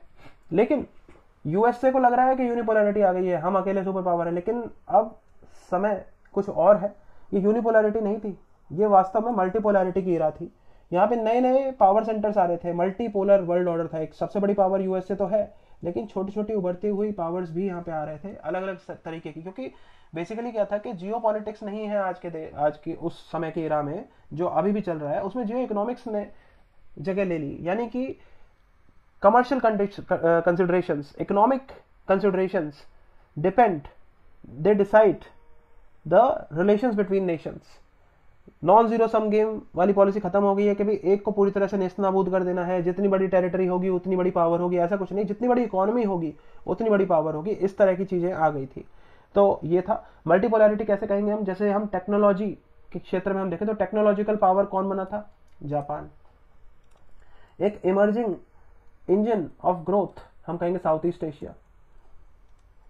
और इंडिया भी एक नॉलेज पावर बन गया था। टेक्नोलॉजिकल पावर हम कहेंगे जापान को, और नॉलेज पावर कहेंगे, टेक्नोलॉजिकल सुपर पावर कहेंगे जापान को, और नॉलेज पावर हम कहेंगे इंडिया को। तो इस तरह था। तो यहां पे पॉलिसी डायलेमा आ गई थी। किसके सामने? यूएस के सामने, कि भाई अभी तक तो हम सोच रहे थे कि ये यूनिपोलैरिटी आ गई, लेकिन यूनिपोलैरिटी नहीं, एक मल्टीपोलैरिटी है। तो कैसे डील करें हम न्यू वर्ल्ड ऑर्डर में, हम न्यू इकोनॉमिक ऑर्डर में, न्यू सिनेरियो में किस तरह से अपना स्टांस बनाएं? और इंडिया के लिए भी एक बहुत बड़ी दुविधा आ गई थी, क्योंकि इंडिया जो है वो अभी तक खुल के यूएसएसआर के साथ था। उसने 20 साल की अपनी ट्रीटी भी साइन करी थी 1971 में, 1971 से लेकर 1991 में तक, अगस्त में साइन करी थी। और अगस्त जो ये साइन करी तो ये अगले साल 91 के अगस्त तक ये चल रही थी, 20 साल तक। लेकिन अब उसके बाद उसे रिन्यू भी नहीं किया गया, और अब यूएसएसआर रहा ही नहीं है, तो रिन्यू किससे करेंगे? वो चीज है। तो फिर अब इंडिया को लग रहा था कि किस तरह से जो एक सोल सुपर पावर है यूएसए, इससे डील कैसे किया जाए। ये बहुत बड़ी एक डायलेमा आ गई थी। लेकिन इस डायलेमा का भी फिर बाद में निकाला गया सोल्यूशन, और जो सोल्यूशन निकला उसको हम देखते हैं कि किस तरह से क्या चीजें हुई थी।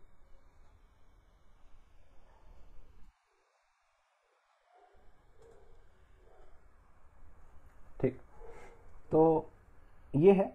अब यहाँ पे जो नई पॉलिसीज आई हैं इंडिया की, लिबरलाइजेशन, प्राइवेटाइजेशन, ग्लोबलाइजेशन, तो लिबरलाइजेशन में यही चीज है, और प्राइवेटाइजेशन में क्या इंडिया ने लिबरलाइज कर दिया अपनी इकोनॉमी को, यानी ओपन कर दिया इकोनॉमी को। ग्लोबलाइजेशन में ओपन भी कर दिया, प्राइवेट प्रॉपर्टी को भी अलाउ कर दिया, और इसके कारण जो बाहर की कंपनियां हैं, यूएस की कंपनियां हैं, वो प्रॉफिट मेकिंग के अपने ऑब्जेक्टिव को लेके इंडिया में इन्वेस्ट भी करना चाहेंगे, क्योंकि इंडिया की ग्रोथ स्टोरी जो है उसका वो पार्ट बनना चाहेंगे। इंडिया का जो एक इकोनॉमिक डिविडेंड है उसको पाना चाहेंगे।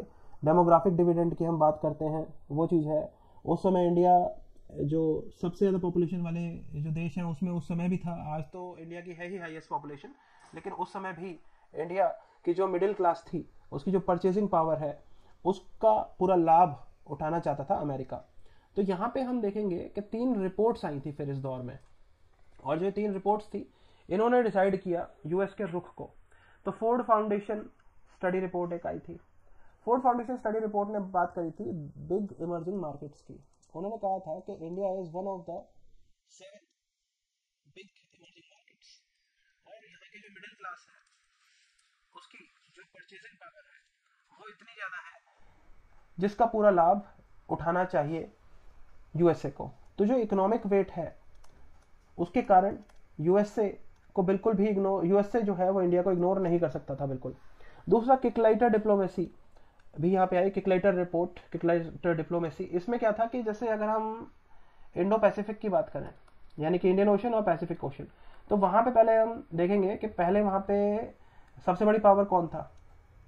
सबसे बड़ी पावर वहाँ पे यूएसएसआर था, फिर उसके बाद वहाँ पे यूएस भी था, फिर वहाँ पे चाइना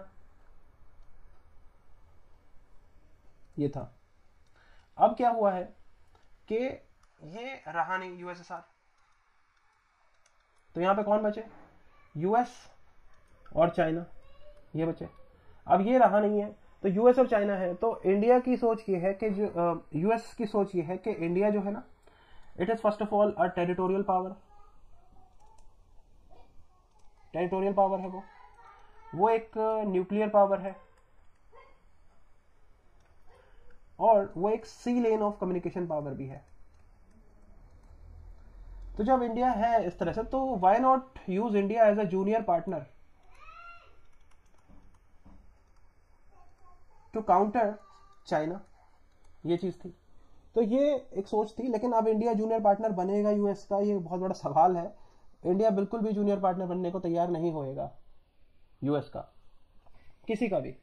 और तीसरा, थॉमस कीन कमेटी रिपोर्ट। थॉमस कीन कमेटी रिपोर्ट ने ये कहा था कि देखो यूएस जो है ना वो इंडिया को इंपॉर्टेंस दे रहा है, ठीक है वो, लेकिन ये पाकिस्तान की कॉस्ट पे नहीं होना चाहिए, क्योंकि पाकिस्तान जो है ना, पहली चीज़ तो ये है कि अगर हम देखें तो हमें ग्लोबल जो वॉर ऑन टेरर है, तो टेररिज्म के अगेंस्ट हमें अफगानिस्तान पे अगर हमें कंट्रोल चाहिए, अफगानिस्तान, तो वहाँ के लिए हमें पाकिस्तान की ज़रूरत पड़ेगी। दूसरा, उसने ये कहा कि भी पाकिस्तान के पास भी जो है वो भी एक न्यूक्लियर वेपन है उसके पास। आज की डेट में हम देखें तो उसके पास न्यूक्लियर वेपन्स हैं। तो अफगानिस्तान के लिए उसके लिए इम्पोर्टेंट है, अगर अफगानिस्तान की टेरेन में उसे जाना है तो वहाँ की जो गुरिल्ला वॉरफेयर वहाँ पे चलता है, तो इस तरह से अटैक वहाँ पे हो जाता है, कहीं से भी कोई आया तो वहाँ की टेरेन जो है उसकी जानकारी पाकिस्तान को होगी। हक्कानी नेटवर्क की बात होती है कि हक्कानी नेटवर्क जो है उसके पाकिस्तान से बहुत अच्छे लिंक है, क्लोज, और वो हक्कानी नेटवर्क जो है वही वहाँ पे तालिबान और पाकिस्तान के बीच का एक इंटरमीडियरी है हक्कानी नेटवर्क। तो इस तरह से उस समय उनको यह था कि भाई पाकिस्तान की ज़रूरत है ही है, अगर तालिबान को कंट्रोल में रखना है, अफगानिस्तान को कंट्रोल में रखना है, और वहाँ के टेरेन को समझना है, क्लाइमेट की हार्श कंडीशंस जो है, गुरिल्ला अटैक है उसको, ये सारी चीज़ें देख के उन्हें लगा कोई भी अटैक लॉन्च करना है अफगानिस्तान में या उस इलाके में तो पाकिस्तान को तो हम नज़रअंदाज कर ही नहीं सकते। तो ये सारी चीज़ें थी। तो इन रिपोर्ट्स के आधार पे ये डिसाइड किया गया कि इंडिया इंपॉर्टेंट है लेकिन पाकिस्तान भी इंपॉर्टेंट है, ये चीज़ थी। अब हम आगे देखते हैं। तो इसके बाद 1994 में क्या हुआ कि ह्यूमन राइट्स वॉच रिपोर्ट, ये एक एनजीओ का एक रिपोर्ट आई, और उसमें ये बताया गया कि जो यूएस के वेपन्स हैं पाकिस्तान के पास, मतलब पाकिस्तान को वेपन्स मिल रहे थे यूएस के। हमने देखा कि 1954-55 में जो म्यूचुअल डिफेंस असिस्टेंस एग्रीमेंट, उसके बाद सियाटो सेंटो, तो मिलिट्री अलाई है पाकिस्तान यूएस का, कम्युनिज्म को कंटेन करने के लिए उसे वेपन्स मिले। फिर उसके बाद 1979 से 1989 के बीच में उसको बहुत ज़्यादा वेपन्स मिले। वो वेपन्स उसको मिले थे तालिबान को ट्रेन करने के लिए, वेपनाइज करने के लिए, और उसको रशिया को कमजोर करने के लिए, रशिया के अगेंस्ट फाइट करने के लिए बेसिकली एक मुजाहिदीन तालिबान जो तैयार किए गए थे। तो उनके जो वो वेपन्स थे, मैंने आपको बताया था कि वो आगे पता चलेगा आपको, तो वो ह्यूमन राइट्स वॉच की रिपोर्ट आई और उसमें ये बताया गया कि भाई जो यूएस वेपन्स थे ना पाकिस्तान के पास, वो कश्मीर में और पाकिस्तान में, पंजाब में यूज किए जा रहे हैं, ये चीज थी। अब इसके बाद 95 में हमने देखा कि इंडिया को पता चला, तो इंडिया बहुत नाराज हुआ इस चीज से। 95 में हमें पता चला कि भाई इंडिया को यूएस ने ये कहा कि अपना जो इंटीग्रेटेड मिसाइल डेवलपमेंट प्रोग्राम है इसको आप बंद कर दो। ये दबाव बनाया जा रहा था इंडिया के ऊपर, इंडिया ने मना कर दिया इसको करने से। अब यूएस ने क्या किया कि पाकिस्तान को जो वेपन्स वो सप्लाई करता था उसको रीस्टार्ट कर दिया, यहां पे ये भी हमें देखने को मिला। उसके बाद कॉम्प्रिहेंसिव टेस्ट बैंड ट्रीटी आई 96 में। कॉम्प्रिहेंसिव टेस्ट बैंड ट्रीटी क्या था कि एनपीटी से भी एक कदम आगे बढ़ गई थी, थोड़ा सा उसको रिवाइज कर दिया था। उसमें क्या था कि भाई एनपीटी में तो ये कहा गया था ना कि भाई सिर्फ non nuclear weapon states nuclear test नहीं कर सकते। यहाँ पे कह रहे हैं कि कॉम्प्रिहेंसिव है, यानी कि nobody will conduct a nuclear test. लेकिन और कहा कि आप सब साइन कर लेते हैं सीटीबीटी, लेकिन इंडिया ने इसको रिजेक्ट कर दिया। इंडिया ने फिर कहा कि ये अनइक्वल है और डिस्क्रिमिनेटरी है, और कहा कि भी आप तो सिमुलेटेड कंडीशंस में न्यूक्लियर टेस्ट कंडक्ट कर लोगे, तो किस तरह से इसको सुनिश्चित किया जाएगा कि भाई न्यूक्लियर टेस्ट नहीं हो रहा है। तो ये है।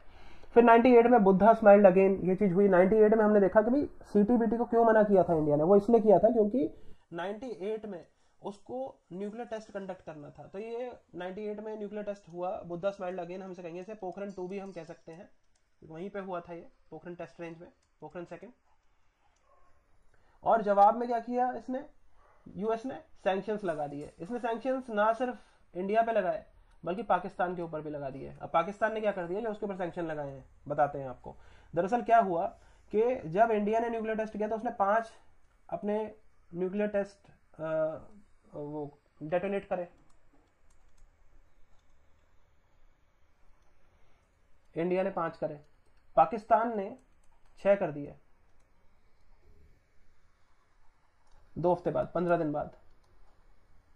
और इसमें इसकी मदद किसने करी, चीन ने। दरअसल मैंने आपको बताया था ना कि 1974 में जब इंडिया ने न्यूक्लियर टेस्ट किया था, तो 1976 में चीन ने पाकिस्तान के साथ एक कोवर्ट न्यूक्लियर प्रोग्राम स्टार्ट कर दिया था। और जो ये न्यूक्लियर प्रोग्राम स्टार्ट करा था, ये इन्होंने साइन तो कर लिया था, लेकिन 1981 से पहले इसकी शुरुआत नहीं हुई थी, आगे बढ़े ही थे, लेकिन 1981 से वो एक्टिवली इसको परस्यू करना उन्होंने शुरू कर दिया था, ये चीज थी। अब ये है, तो इन्होंने यूएस ने दोनों के ऊपर, इंडिया और पाकिस्तान के ऊपर सैंक्शंस लगा दिए।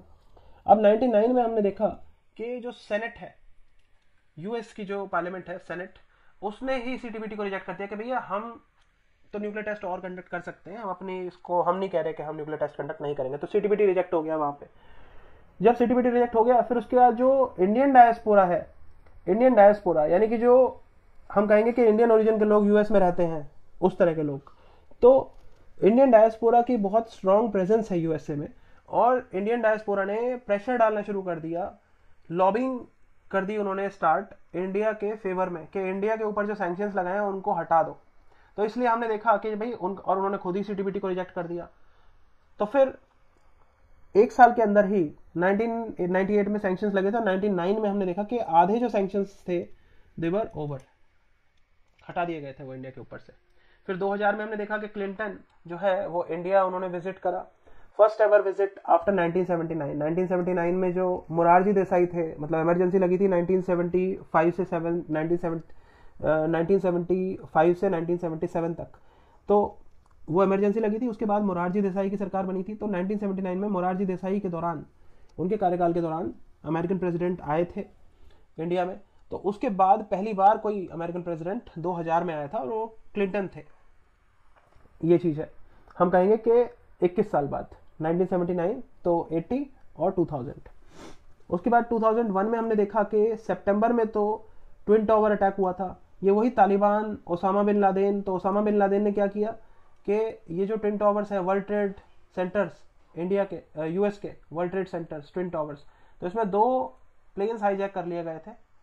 और प्लेन हाईजैक करके इन प्लेन्स को इन इमारतों में ही पैवस्त कर दिया था, और इन्हें यहाँ पे इतने सारे लोग मारे गए थे। तो इस तरह से था। तो ये अलकायदा का काम था। और इसके बाद हमने देखा कि अब तक जो इंडिया यूएस को बोल बोल के थक गया था कि पाकिस्तान जो है ये टेररिज्म, आतंकवाद की पनाहगाह है, जितने भी टेररिस्ट हैं ये सारे पाकिस्तान पैदा करता है और उसके बाद फिर पूरे विश्व में आतंकवाद फैलाता है। तो पाकिस्तान को मत सपोर्ट करो, उसको मत एड दो, मत उसको आगे बढ़ाओ, बढ़ावा मत दो, ये सारी चीज़ें इंडिया कहता था, लेकिन समझ नहीं आता था यूएसए को। लेकिन जब उसके ऊपर अटैक हुआ तो उसके बाद हमने देखा कि सितंबर 11 यानी कि 9/11 जिसे हम कहेंगे 2001 में, इसके बाद उसने कहा यूएस ने कि terrorism is a global concern, it's a global issue, it's a global problem. उसी साल दिसंबर में हमने देखा कि पार्लियामेंट अटैक हो गया था, इंडियन पार्लियामेंट में अटैक हुआ था। तो ये चीज़ें थी। तो अब इसके बाद यूएस की क्या पॉलिसी? यूएस पहले तो टेररिज्म को लेकर सीरियस हो गया, ये चीज़ थी, और पॉलिसी उसकी क्या रही ये हम आगे देखते हैं।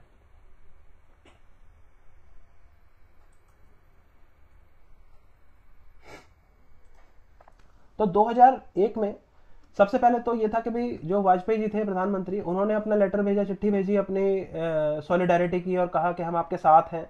लेकिन यूएसए ने यहाँ पे इम्पोर्टेंस नहीं दी वाजपेयी जी की सपोर्ट को, उनकी चिट्ठी को, क्योंकि उनने कॉल करा था उन्हें, तो उन्हें नहीं इम्पोर्टेंस दी उन्होंने, क्योंकि इंटरेस्ट उनका था किसी और में, उनका इंटरेस्ट था पाकिस्तान में। अब पाकिस्तान में क्यों था वो मैंने आपको बता दिया, अभी बताया था मैंने आपको कि अफगानिस्तान का गुरिल्ला वॉरफेयर, अलकायदा को पकड़ना है, तालिबान को, अभी तालिबान उन्होंने पैदा करके छोड़ दिया अफगानिस्तान में, वो है अब उसको इसीलिए अफगानिस्तान के ऊपर अटैक भी लॉन्च किया था 2001 में। फिर तो ये जब चीज़ें करी तो अफगानिस्तान वॉर था, ग्लोबल वॉर ऑन टेरर था, ये इन्होंने लॉन्च करा यूएसए ने।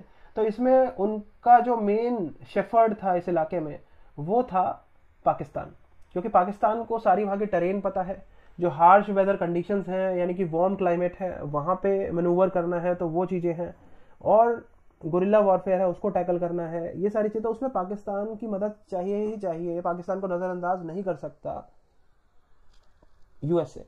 तो इसलिए उसने यूएस ने पार्टनर बना लिया पाकिस्तान को against the war on terror. और यहाँ पे इंडिया ने कहा, क्रिटिसाइज किया यूएस को कि भाई डबल स्टैंडर्ड्स हैं आपके, पहले तो आप टेररिज्म को ग्लोबल कंसर्न मानते ही नहीं थे, और अब आप जब आपके ऊपर हुआ है तो आपने मानना शुरू कर दिया, और मानना शुरू कर दिया तो भैया जो लोग ग्लोबल टेररिज्म को परपेट्रेट कर रहे हैं उन्हीं को आप कह रहे हो कि ये टेररिज्म खत्म करवाएंगे, ये था। लेकिन हम आगे अगर देखेंगे तो पाकिस्तान को बेसिकली यूएस यहाँ पे फंसा रहा था, उसने पाकिस्तान के ऊपर कंडीशंस लगा दी कि एक तो ये कि भाई इंडिया में जो क्रॉस बॉर्डर टेररिज्म होता है पाकिस्तान से, उस पर रोक लगाए, उस पर नकेल कसे पाकिस्तान, ये कहा गया पाकिस्तान को। और दूसरा कहा कि लश्कर तैयबा और जैश ए मोहम्मद, ये जो दो आतंकी गुट हैं जिन्होंने ये करा था इंडिया पे पार्लियामेंट अटैक, तो इनको बैन करें, इन्हें ग्लोबल टेररिस्ट टैग करने की कवायद जो है उसको आगे बढ़ाया जाए। तो ये चीज़, ये दबाव डाला गया पाकिस्तान के ऊपर। 2002 में हमने देखा कि रीजनल सिक्योरिटी डायलॉग एक एस्टैब्लिश करा यूएस ने इंडिया के साथ। तो ये अब इंडिया को इंपॉर्टेंस देनी स्टार्ट कर रहे हैं। रीजनल सिक्योरिटी डायलॉग क्या है कि जैसे श्रीलंका है, बांग्लादेश है और अफगानिस्तान है, तो अफगानिस्तान की जो एक रिकंस्ट्रक्शन है वो नेशन बिल्डिंग, बांग्लादेश जो है वहां की स्टेबिलिटी, श्रीलंका का जो सिविल वॉर है, ये सब चीजें, तो इन सब में इंडिया को ये पार्टनर बनाना चाहता था यूएस। तो रीजनल सिक्योरिटी डायलॉग इन्होंने एस्टैब्लिश करा। और हमने ये भी देखा 2002 में ही जब कश्मीर में इलेक्शंस हुए थे तो यूएस के ऑब्जर्वर्स को वहां पे इनवाइट किया गया था, और उन्होंने देखा कि कश्मीर के इलेक्शंस जो है सक्सेसफुली कंक्लूड हुए थे, वहां पे कंडक्ट हुए थे। 2003 में हमने देखा कि जो क्लिंटन है 2000 में वो इंडिया में आए थे, तो 2003 में वो दोबारा आए एक्स प्रेसिडेंट के रूप में, क्योंकि इसके बाद फिर जॉर्ज बुश बन गए थे प्रेसिडेंट। तो एक्स प्रेसिडेंट के रूप में क्लिंटन इंडिया में आए, और इंडिया में आके इन्होंने मध्यस्थता करी, इंडिया और पाकिस्तान के रिलेशंस को बेहतर बनाने की कोशिश करी, ये इन्होंने ऐसा किया। इसके बाद हमने देखा था कि मुशर्रफ जो हैं वो आए थे, उनकी काफ़ी फ़ोटो आप नेट पे देख सकते हैं, वो अपनी वाइफ के साथ आए थे ताजमहल, एक बॉन होमी हुई थी इंडिया और पाकिस्तान के बीच में, और ये सब था। तो ताजमहल में वो आए, और कारगिल वॉर भी हुआ था तो उसकी जो एक्रीमोनी थी उसको थोड़ा सा रिड्यूस करने की कोशिश की गई। तो एक तरह से पाकिस्तान और इंडिया के रिलेशंस को बेहतर करने की एक पहल थी यूएस फॉर्मर प्रेसिडेंट क्लिंटन के द्वारा।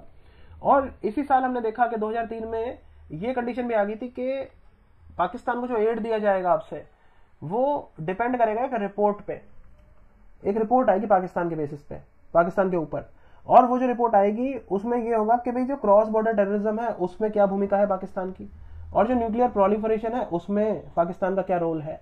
अगर पाकिस्तान पाया जाता है इनमें लिप्त हुआ तो फिर उसका जो एड है वो खतरे में पड़ जाएगा। और अभी हम देख रहे हैं कि यूएस ने रिसेंटली ट्रंप के आते ही बंद कर दिया है, बांग्लादेश का एड पूरा बंद कर दिया है, पाकिस्तान को जो एड है वो खतरे में पड़ गया है, ये सारी चीजें हैं। 2004 में हमने देखा कि next steps in strategic partnership ये स्टार्ट हुई। Next steps in strategic partnership ये इंडिया और यूएस के बीच में साइन हुआ। बहुत इंपॉर्टेंट है ये क्या है इसको हम अभी देखते हैं। दरअसल जो next steps in strategic partnership है इसमें 4 इसके कंपोनेंट हैं। अगर हम देखें तो इसके 4 कंपोनेंट्स हैं।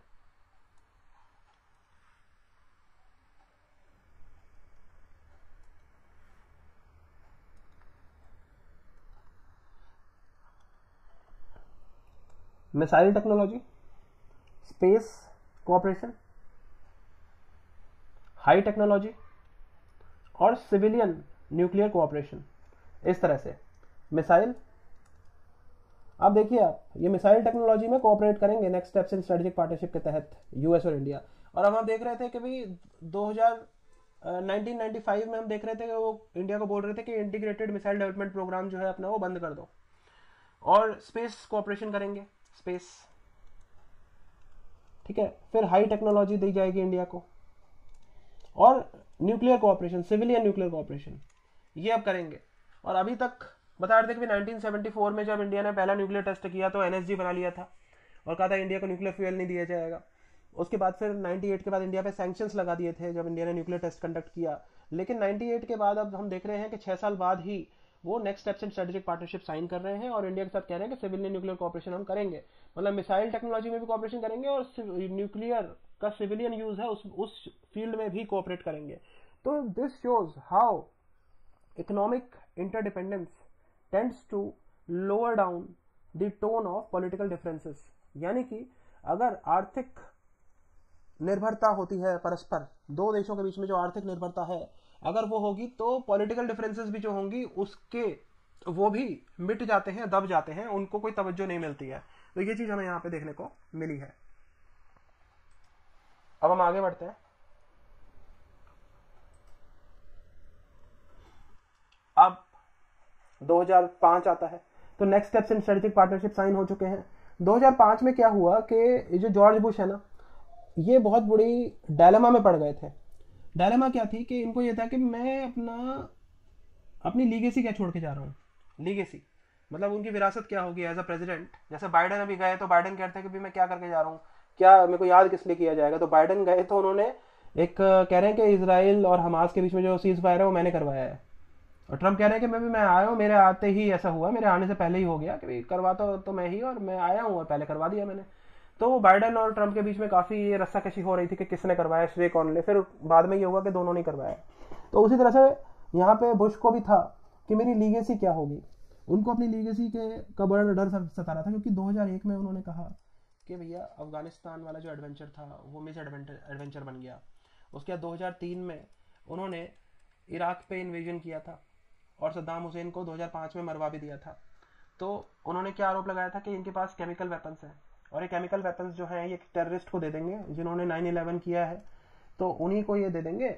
और उसके बाद फिर उस आधार पे इन्होंने इन्वेड किया इराक को। लेकिन वो केमिकल वेपन्स जो है ना वो कभी मिले ही नहीं, आज भी नहीं मिले वो। तो 24 साल हो गए हैं, लेकिन आज भी ये है कि भाई वो उन्होंने झूठ 24 साल का है, मतलब इसको 2003 में किया था तो 22 साल हो गए हैं, 21-22 साल। तो ये झूठ बोल के उन्होंने ऑयल के लिए अटैक किया था इराक में, क्योंकि इराक जो है वो झुकने को तैयार नहीं था उसकी यूएस की टर्म्स के आगे। तो बेसिकली वो चीज़ थी। तो उन्हें लग रहा था कि भाई अफगानिस्तान में भी फेल हुए हम, इराक भी हमारा एक बहुत बड़ा डिजास्टर था, तो अब मैं क्या अपना एक लीगेसी छोड़ के जाऊंगा। तो उनको था कि चलो इंडिया के जो है ना, इंडिया उसको थोड़ा सा कंट्रोल कर लेते हैं न्यूक्लियर के क्षेत्र में। तो इंडिया के साथ एक हम न्यूक्लियर डील कर लेते हैं और ये मेरी विक्ट्री रहेगी।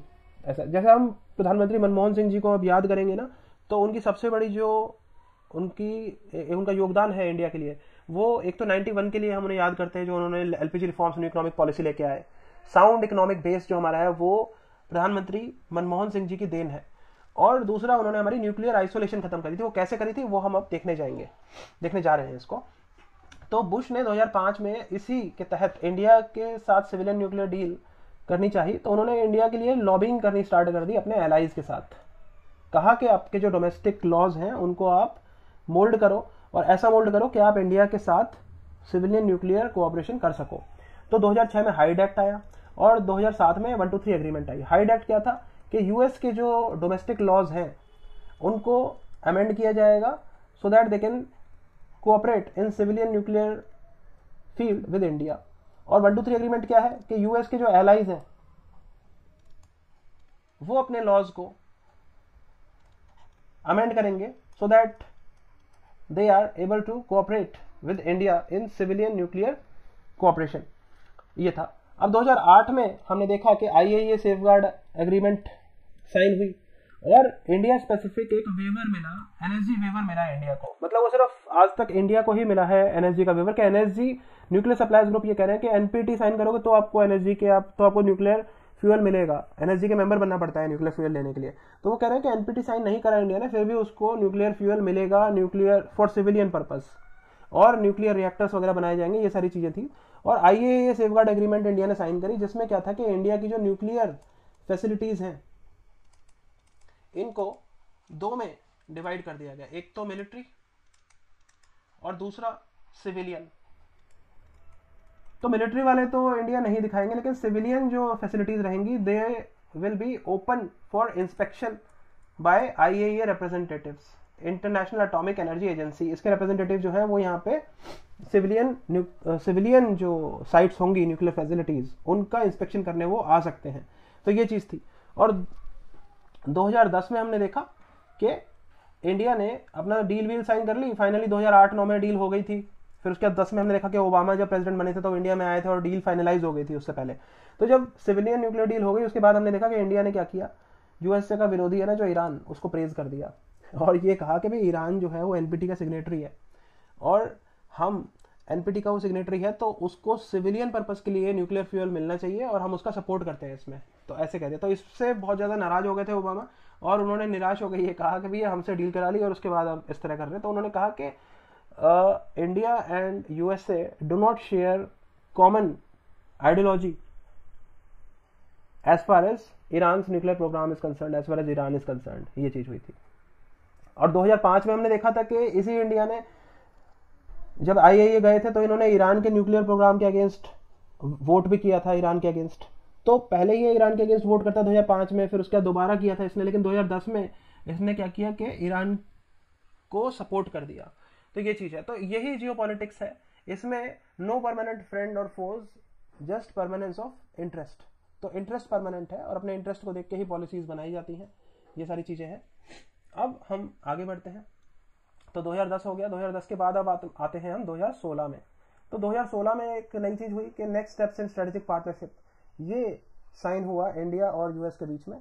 नेक्स्ट अब हम देख रहे हैं कि रिश्ते जो है ना वो बेहतर ही बेहतर होते जा रहे हैं इंडिया और यूएस के बीच में। अभी ट्रंप आया तो थोड़ा सा हमें कड़वी दवाई एक देखने को मिल रही है, क्योंकि ट्रंप काफी अग्रेसिव है और वो किसी को बख्श नहीं रहे। उन्होंने मोदी जी को इनवाइट भी नहीं करा अपने इनॉग्रेशन में, तो थोड़ा सा अजीब लगा, बुलाना चाहिए था ये, क्योंकि सम्मान जो है पूरे देश का होता है। अगर हमारे प्रधानमंत्री को बुलाएंगे, चाहे प्रधानमंत्री कोई भी हो, मोदी जी हो, चाहे राहुल गांधी हो, चाहे कोई भी हो, अगर प्रधानमंत्री है तो वो इंडिया के हैं, तो इसलिए नहीं बुलाया, ये थोड़ा सही नहीं है।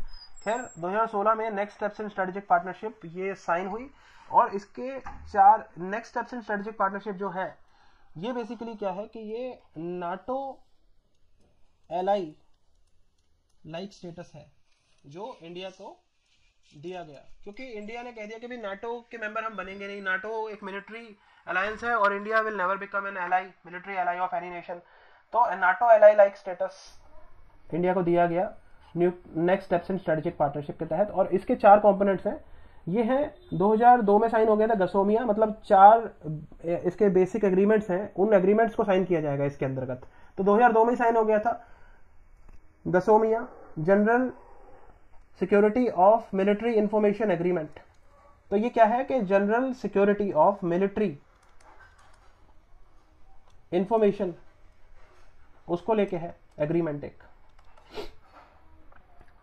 तो मिलिट्री इंफॉर्मेशन की सेफ्टी है ये, उसको लेके है। फिर 2016 में लेमोआ हुआ, logistics exchange memorandum of agreement. Logistics exchange क्या है कि जैसे जो इंडिया के बेसिस हैं, फैसिलिटीज हैं, उसको यूएस यूज कर सकता है, यूएस के जो बेसिस हैं उसको इंडिया यूज कर सकता है। इंटर ऑपरेबिलिटी की बात है ये, तो बेसिस को यूज कर सकते हैं। और ये है COMCASA, communication compatibility and security agreement. तो ये कम्युनिकेशन जो है उसकी कंपैटिबिलिटी को लेके है। और उसके बाद फिर ये 2018 में साइन हो गया था। उसके बाद 2020 है, ये मैंने 10 लिखा है यहाँ पे, इसको 2020 कर दीजिए आप। ये बेका है, बेसिक एक्सचेंज कोऑपरेशन एग्रीमेंट। तो बेसिकली ये क्या है कि जैसे कोई मिसाइल लॉन्च होती है तो उसकी जो नेविगेशन होगी ना, उसका जो डेटा है उसको लेके कोऑपरेशन है। मतलब जीपीएस जैसे यूज होता है, तो वो ये मतलब इंडिया कोई मिसाइल लॉन्च करे और ये जीपीएस को बंद कर दें तो मिसाइल कहाँ जाएगी, वो मिसगाइडेड मिसाइल बन जाएगी एक, तो वो ना हो। तो इस तरह से ये बेसिक एक्सचेंज कोऑपरेशन एग्रीमेंट है, ये चीज़ है।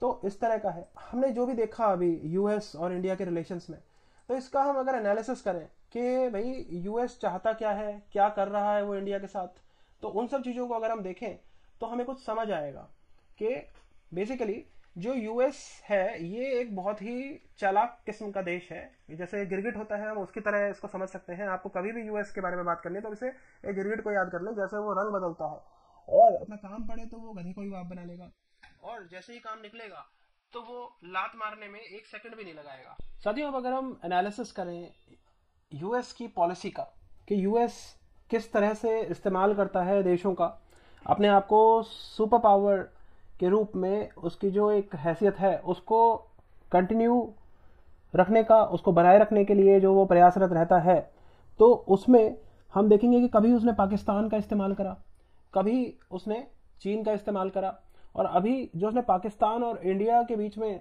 जिस तरह से खेल खेला है उसको अगर हम समझें तो यूएस पाक जो पार्टनरशिप है ये 1954 में हमने देखा म्यूचुअल डिफेंस असिस्टेंस एग्रीमेंट हुई। फिर उसके बाद 1955 में सेंट्रल ट्रीटी ऑर्गेनाइजेशन और South East Asia Treaty Organisation, ये जो हुए, अब इनके कारण क्या था कि जैसे ये चीजें हुई तो इसके बाद फिर ये तो थे मिलिट्री अलायंसेस,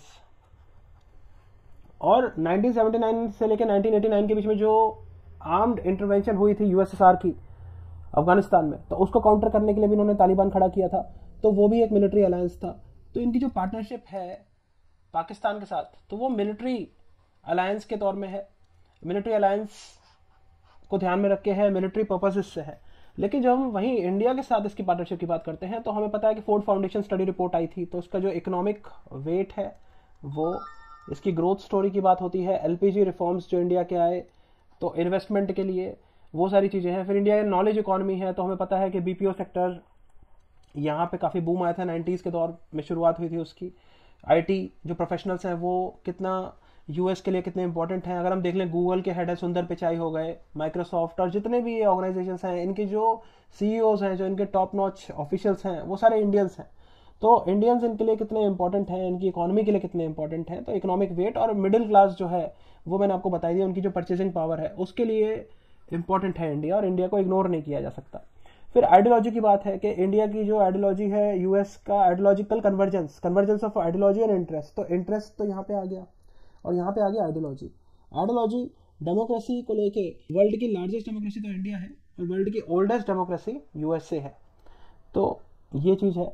और यूएसए ये चाहता है कि जो डेमोक्रेटिक ये प्रिंसिपल्स हैं इनको डिसेमिनेट किया जाए, जो बैकवर्ड एरियाज हैं वर्ल्ड के वहाँ पे, और जहाँ पे भी इंडिया की इन्फ्लुएंस यूज़ की जा सकती है, इंडिया के सॉफ्ट पावर को यूज़ किया जा सकता है, तो वहाँ पे उसका पूरा प्रयास है कि इंडिया को उस तरह से यूज़ किया जाए। फिर ह्यूमन राइट्स को लेके, जैसे ह्यूमन राइट्स के जो कंसर्न है वहाँ पे दोनों एक साथ खड़े हुए दिखाई देते हैं। ऑल्दो हमें पता है कि यूएस के जो डबल स्टैंडर्ड्स हैं उनका कोई ह्यूमन राइट से लेना देना ऐसा खास नहीं है, उनको जहाँ पे अपना ठीक लगता है वो वहाँ पे ह्यूमन राइट के लिए खड़े हो जाते हैं, और जहाँ उनको अपना हित साधना होता है तो वो ह्यूमन राइट को वायलेट करने से भी पीछे नहीं हटते।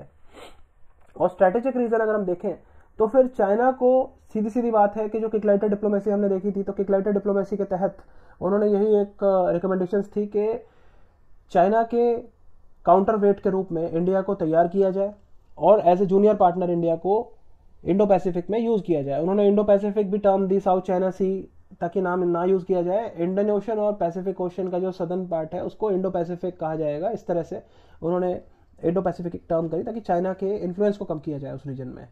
एटलीस्ट जहाँ तक नाम रखने की बात है वहाँ की बात अगर करी जाए तो मालाबार एक्सरसाइजेज में हमने देखा कि वहाँ पे जापान को भी ले आए हैं, ऑस्ट्रेलिया को भी ले आए हैं, क्वाड उन्होंने किया है। तो क्वाड में वही है कि जापान है, यूएसए है, इंडिया है और ऑस्ट्रेलिया है। चाइना ने कहा भी कि ये एशियन नेटो है, ये साउथ ईस्ट एशिया का नेटो है क्वाड, इस तरह की उन्होंने करी। तो हम देखें कि जो यहाँ पे कॉन्ट्रास्ट है दोनों के साथ कि तो पाकिस्तान को तो सिर्फ वो मिलिट्री पर्पज से यूज़ करता है। अब इकोनॉमी के उसमें तो हम सिर्फ इतना ही देखेंगे कि इंडिया से तो फ़ायदा है यूएस को, लेकिन पाकिस्तान तो लेता है उनसे, उन्हें देता थोड़ी है कुछ। तो इस तरह की बात है। अब इन्फ्रेंस पे आएंगे, यानी कि निष्कर्ष जो हमारा है। तो अब यहाँ पे निष्कर्ष निकालने की बात है कि क्या नीयत है यूएस की और क्या इंडिया को किस तरह से सावधान रहना चाहिए और कैसे उसको अपने रिश्ते अपने आगे बढ़ाने चाहिए यूएसए के साथ। तो ये फाइनल हमारा लैप है इंडिया यूएस के ऊपर, जो हमारा ये लेक्चर स्टार्ट हुआ था उसको लेके। तो देखते हैं अब क्या हमें पॉलिसी रखनी चाहिए अपनी यूएसए को लेके। तो सबसे पहली बात तो हमें ये समझ लेनी चाहिए कि USA is an opportunist nation. एक जैसे गिरगिट होती है उसकी तरह है ये, इसे काम पड़ता है तो ये गधे को भी बाप बना लेगा, और काम निकलने पे ये लात मारने में भी देर नहीं लगाता है। इस तरह का इसका हिसाब किताब है यूएसए का। अब यूएसए ने पाकिस्तान को इस्तेमाल करा था, हमने देखा कि 1954 में म्यूचुअल डिफेंस असिस्टेंस एग्रीमेंट बनाई, 1955 में सियाटो और सेंटो, 1979 से 1989 तक इन्होंने जो अफगानिस्तान में जो यूएसएसआर की आर्म्ड इंटरवेंशन थी तो उसको काउंटर करने के लिए पाकिस्तान को वेपन सप्लाई करे। तो ऐसे पाकिस्तान को यूएसएसआर के खिलाफ यूज़ किया, इंडिया के खिलाफ यूज़ किया। फिर उसके बाद चाइना को इन्होंने यूएसएसआर के अगेंस्ट यूज़ करने की पूरी कोशिश करी। जब 1969 में हमें पता है कि एक कन्फ्लिक्ट हुआ था, वॉर हुआ था, एक माइनर वॉर हुआ था यूएसएसआर वर्सेस चाइना। तो फिर 1971 में हमने देखा था कि अक्टूबर में चाइना को यूएनएससी की परमानेंट सीट दे दी गई थी अमेरिका के द्वारा। लेकिन बाद में यह सीट लेने के बाद 1976 में जो है ये एंटी इंडिया यूएस पाक चाइना जो एक्सेस बना था, इससे चीन बाहर हो गया था। और हमने फिर बाद में देखा कि 78 में चीन और इंडिया के बीच में जो एम्बेसडर लेवल रिलेशंस है उनकी शुरुआत भी हुई थी। 88 में हमने देखा कि राजीव गांधी चाइना भी गए थे। तो ये सारी चीज़ें हैं। तो अब यूएस है वो आज उसकी जो सोच है ना, वो इंडिया को as a junior partner use करना चाहता है इंडो पैसिफिक में, just as a counter weight to China. लेकिन इंडिया जो है उसको सावधान रहना होगा, it should not get sucked into the US China rivalry, क्योंकि आज जो है geopolitics has given way to Jio economics. Today economic considerations decide and define the relations between nations. India should consider the relation with US as just as a tactical partnership. उसको सिर्फ समय के लिए use करे, जब तक चल रहा है ठीक है, जब तक चाइना पावरफुल है तब तक इंडिया इंपॉर्टेंट है यूएस के लिए। अगर चाइना पावरफुल रहना जो उसका है वो बंद हो जाए तो फिर इंडिया ही चाइना की जगह ले लेगा। अगर इंडिया आगे बढ़ेगा तो इंडिया दुश्मन बन जाएगा यूएस का, क्योंकि it will be a challenge to its hegemony, it will be a danger to China USA's super power status. तो USA still has many friction points with India, इसे भी हमें याद रखना होगा। जैसे हम इंटेलेक्चुअल प्रॉपर्टी की बात करें, टैरिफ की बात करें, tariff king Donald Trump went on to say call India as tariff king. और इंटेलेक्चुअल प्रॉपर्टी की बात आती है तो वहाँ पे भी हम देखते हैं कि जैसे हम बात करें कि वो कोई दवाइयाँ हैं तो उसकी पेटेंटिंग होती है, तो उसको एवरग्रीनिंग करने की कोशिश करते हैं पेटेंट का यूएसए, और कंपलसरी लाइसेंसिंग करता है इंडिया। यानी कि उन्हीं पेटेंटेड दवाइयों को इंडिया यहाँ पे अपने यहाँ पे उन्हें सस्ते दामों में बेचता है, उन्हें बनाता है, पेटेंट होने के बावजूद उन्हें बनाता है, और उसके बाद उन्हें इंडिया में भी सप्लाई करता है और अफ्रीकन कंट्रीज में भी सप्लाई करता है। तो इस तरह का होता है। और अगर हम एग्जांपल के तौर पर ले तो केमिकल वेपन्स के अगेंस्ट, जो केमिकल वॉरफेयर के अगेंस्ट जो सूट होता है इंडिया को, वो चाहिए, तो यूएस वो नहीं दे रहा है इंडिया को। फिर न्यूक्लियर डील अगर हम देखें तो न्यूक्लियर डील भी इंडिया की हो गई सील, यूएस के साथ फाइनलाइज हो गई, लेकिन उसका फुल बेनिफिट आज भी इंडिया नहीं उठा पा रहा है अब तक भी, क्योंकि उसमें कुछ हेडवे तो मिला है हमें, लेकिन अभी क्या है कि लायबिलिटी जो क्लॉज है उसको लेके कि अगर कोई एक्सीडेंट हो जाता है तो क्या ऑपरेटर उसका खामियाजा भुगतेगा या फिर इंडिया उसका खामियाजा भुगतेगा, तो ये सारी चीजें हैं। तो यही सब इंडिया यूएस रिलेशंस के बारे में है, और इसी बेसिस पे हमें समझना चाहिए कि किस तरह हमें आगे बढ़ना होगा, मतलब सावधानी हमें बरतनी होगी, ये हमारे लिए बहुत इंपॉर्टेंट है अगर इंडिया यूएस रिलेशंस की हम बात करें तो।